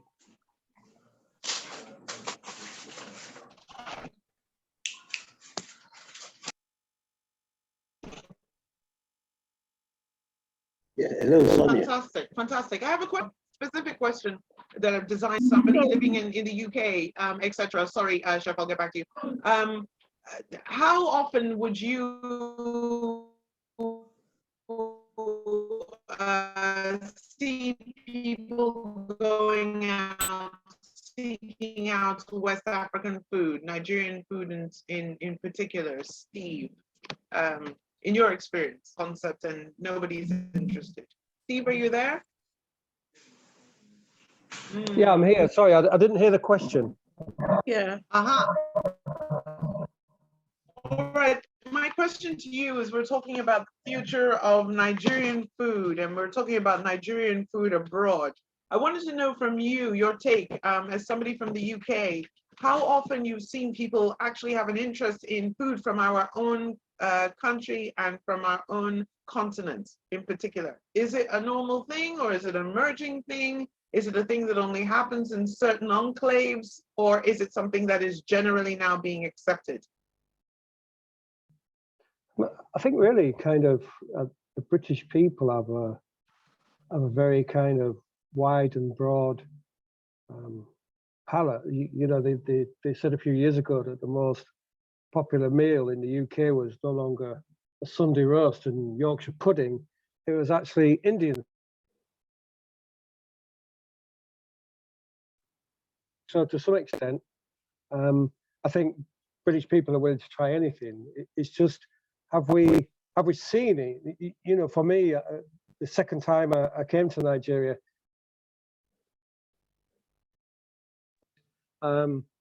I came downstairs for breakfast in a hotel, and when I got there, he was eating this thing, and it looked like a huge potato. In fact, I even said to him, "Wow, look at that massive potato," and he just laughed and he said, "It's not a potato, it's yam." And the only time I'd seen yams before was in the soup.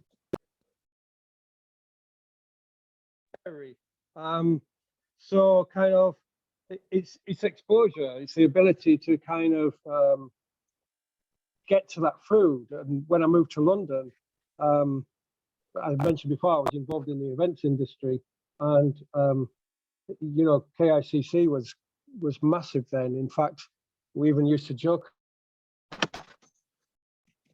Nigeria. So I got some exposure to it, and it's kind of, it's interesting. And now I've lived in Nigeria. Obviously, when in Rome, you've got to live like the Romans.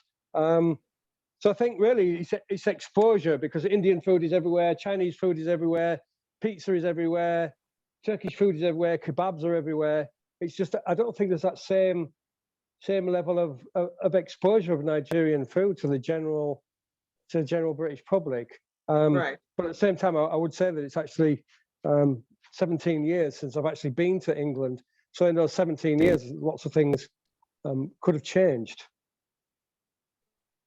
Absolutely. Oh my goodness, I didn't know that there was such a gap. You're Nigerian now. Have you been here all that time? Yeah, I mean, obviously, I've been in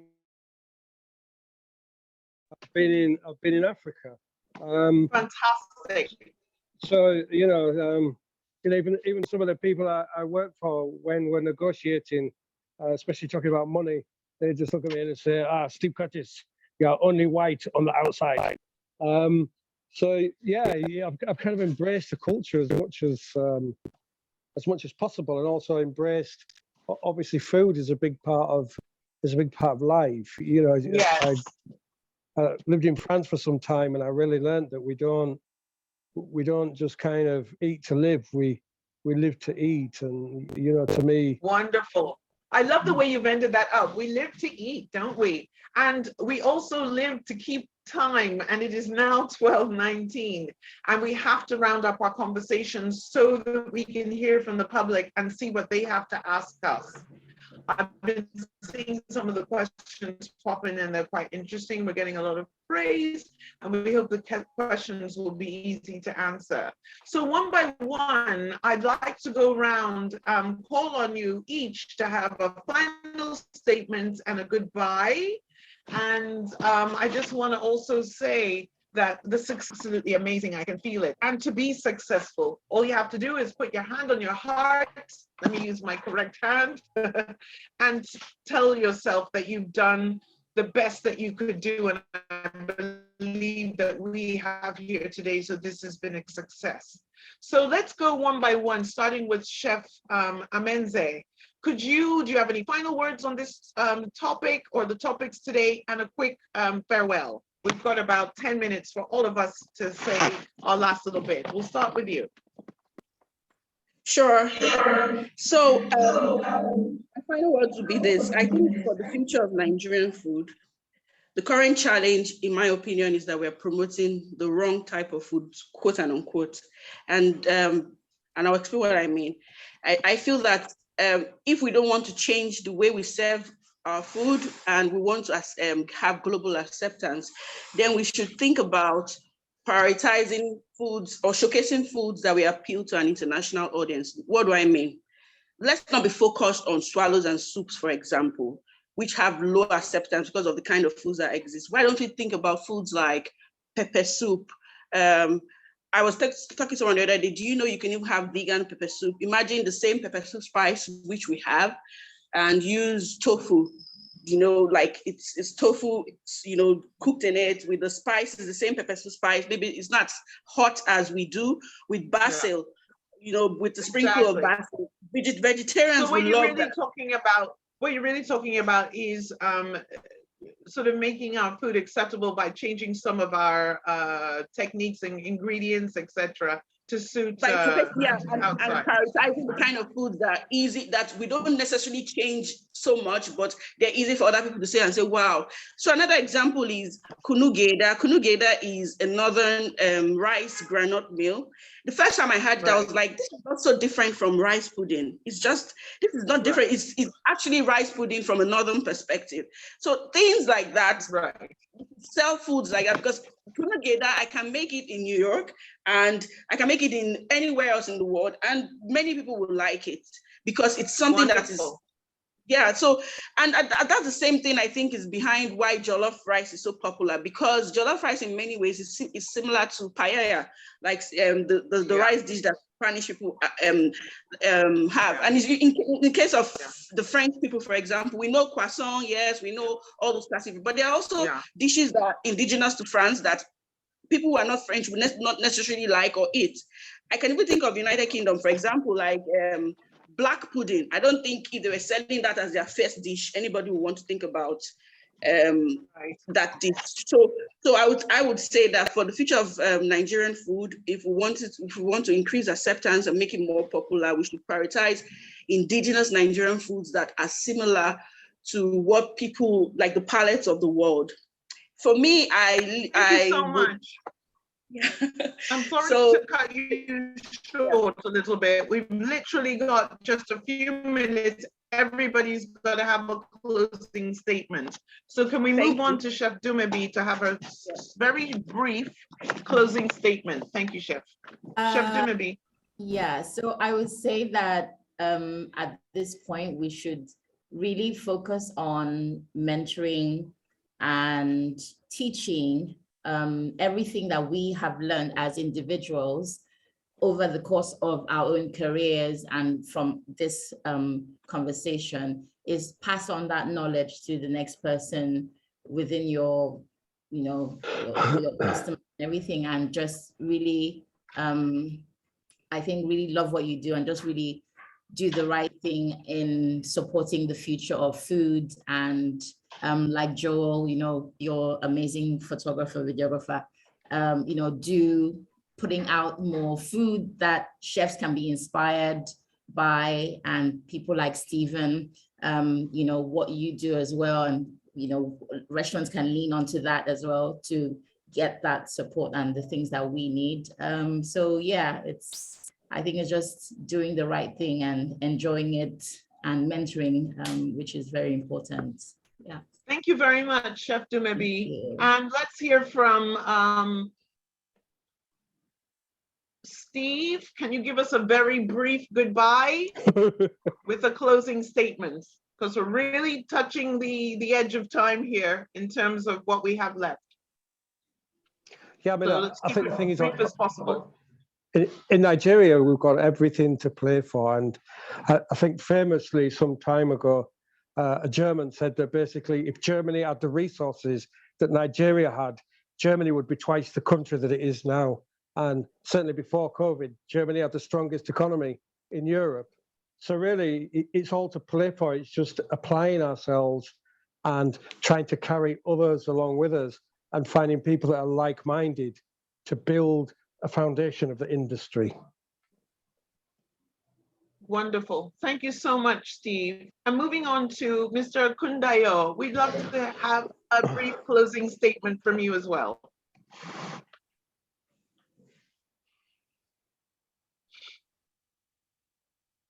We've got to unmute you. Okay, I just want to say about Nigerian food right across the board not being popular abroad. You got to realize that Indian food, Thai food, etc., was made popular by what you call the backpack tourism. We don't have backpack tourism in Nigeria. Backpack tourism, people who travel abroad and bring in that kind of food to their own country, try out, open a little restaurant. We don't have that. We don't have a backpack tourism that goes to Mushin or goes to White House or goes to Buka. So we don't have that, and we don't have positive media about our food. So until we change that, we'll now get the popularity we're looking for. And give me 10 seconds to say thank you very much for inviting me to this rather wonderful Zoom. It's been educational for me. You're never too old to be educated. And I hope that certain people in government, power players, or people who can make a difference to hospitality and tourism in Nigeria can get to listen to what people are saying on this forum. Thank you very much. I feel privileged since I'm not a chef. I'm more focused on wine. But there is something I did do that may interest the body is a couple of years ago, I did wine pairing with Nigerian food. So therefore, we can be quite adventurous with our food. Fantastic food that we have. Thank you for having me on board. Thank you for being on board the ship. And let's finish up with Joel. Can you give us a literal 30-second farewell?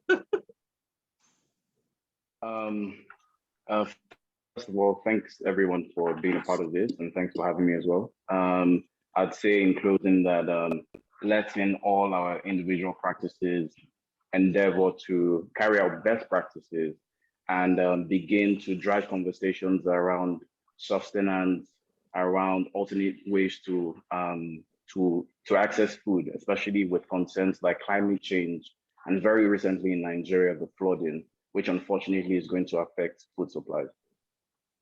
In closing, I would say working with everyone here, I'm looking forward to a future where we're able to change the one story about Nigeria, one dish at a time. Thank you. Thank you very much, Joel. And for me, I'm still on duty here as your host, but this has been a great conversation here, the first part of it. And I'm sure that the audience that's been listening has got some interesting questions for us. We've got about 2 minutes to that, but I'd like to say thank you for all your very informative answers. It's always great to meet new people. Some people on this panel I've met before, like Chef Dumebi. It was lovely to see you here again from the first hosting that I did for CAPA. This is just a wonderful education. So I think now I need to hand over to our hosts and allow them to usher in the questions that I'm sure are waiting for us. Thanks, everyone. Thank you so much, Chef Sonia. Thank you so much. You've been so grateful. Thank you so much. It's been an absolute pleasure. Thank you so much to all our panelists. This was super insightful, super educative, and I'm sure everyone that has been listening would say the same thing. Please, if you're here listening and you have any feedback and you love what has been happening, just go in the chat box and say thank you to all our panelists. Just say thank you to all our panelists. They can see your comments in the chat box. Please just go into the chat box and say thank you to all our panelists so they can see that you've been listening and you are super excited about everything that has been shared today. Thank you so much to all our panelists. Really beautiful conversations. If you have any questions, please kindly type them in the chat box so that we can ask. I know that Chef Dumebi has answered one question about the pineapple being grown in Nigeria. I know that there was another question that we've also answered as well. Yeah, I can see the questions here. Okay, great.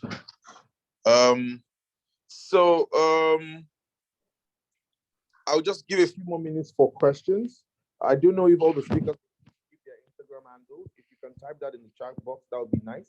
There are a few people that would like to follow you on Instagram.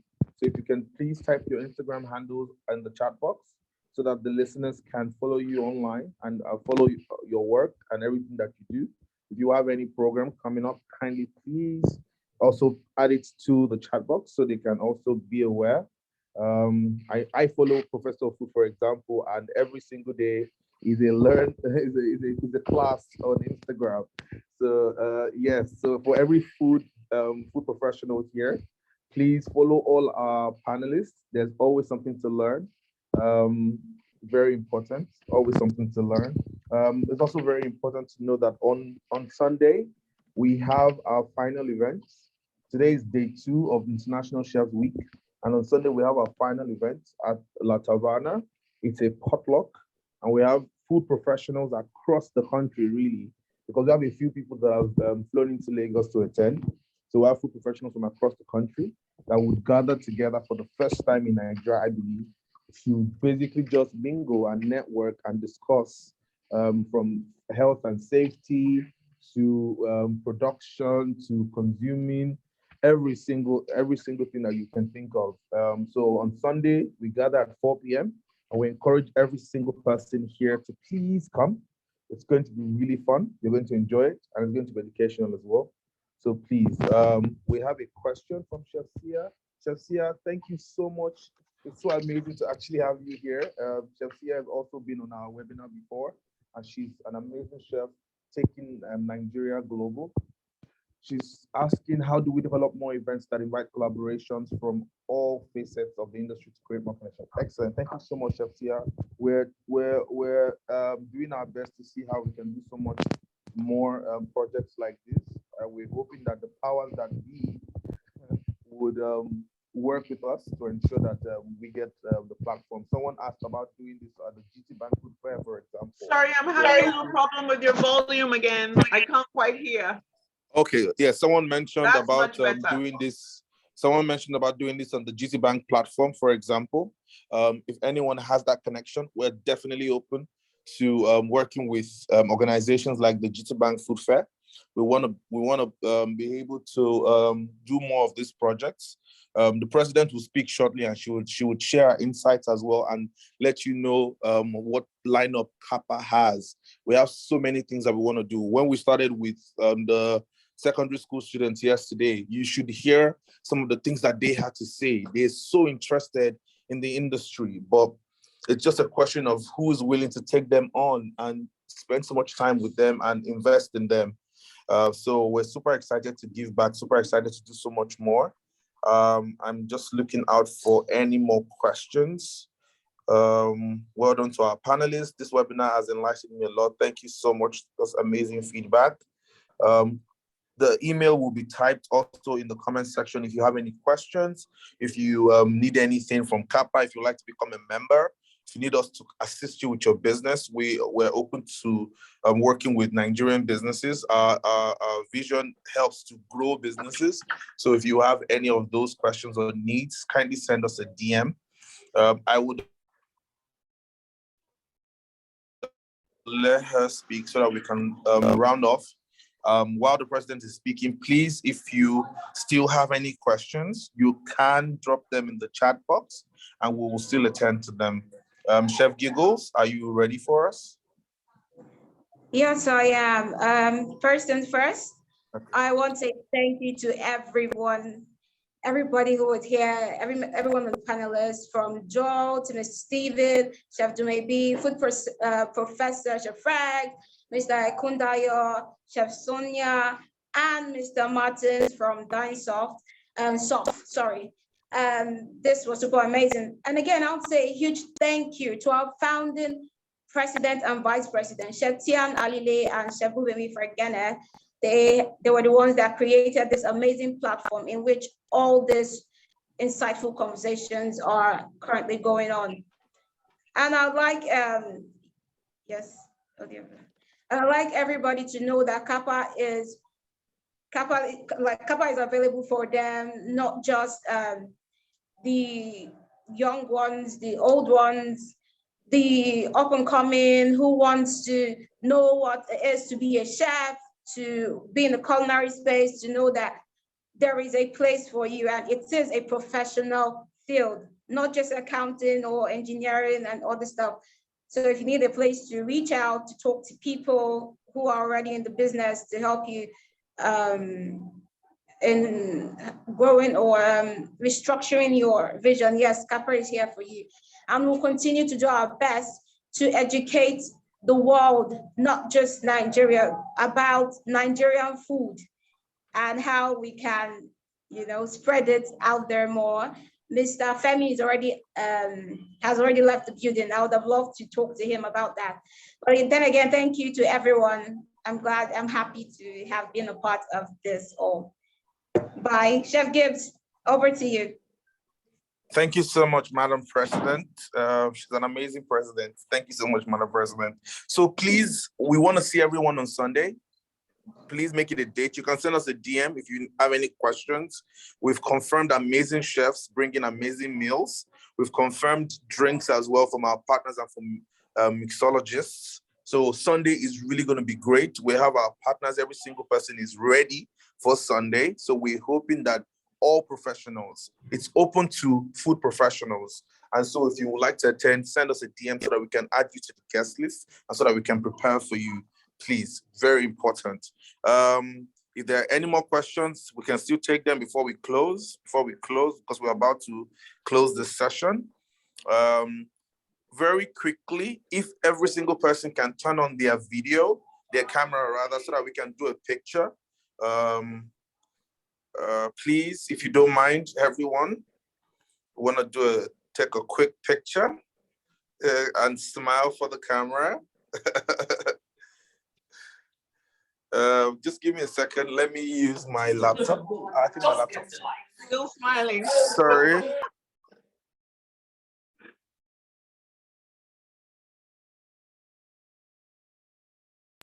Okay, so anyone can take the pictures. If you have a laptop, please take the picture. Go to a gallery and take the pictures. I'm gonna use my phone because my laptop is dead. So I'm doing pictures. Thank you so much, everyone. So happy to see the amazing faces. Amazing, amazing, amazing. As I'm seeing, I'm probably gonna call names. Chef Umar, thank you for being here. Chef Nita, who else am I seeing?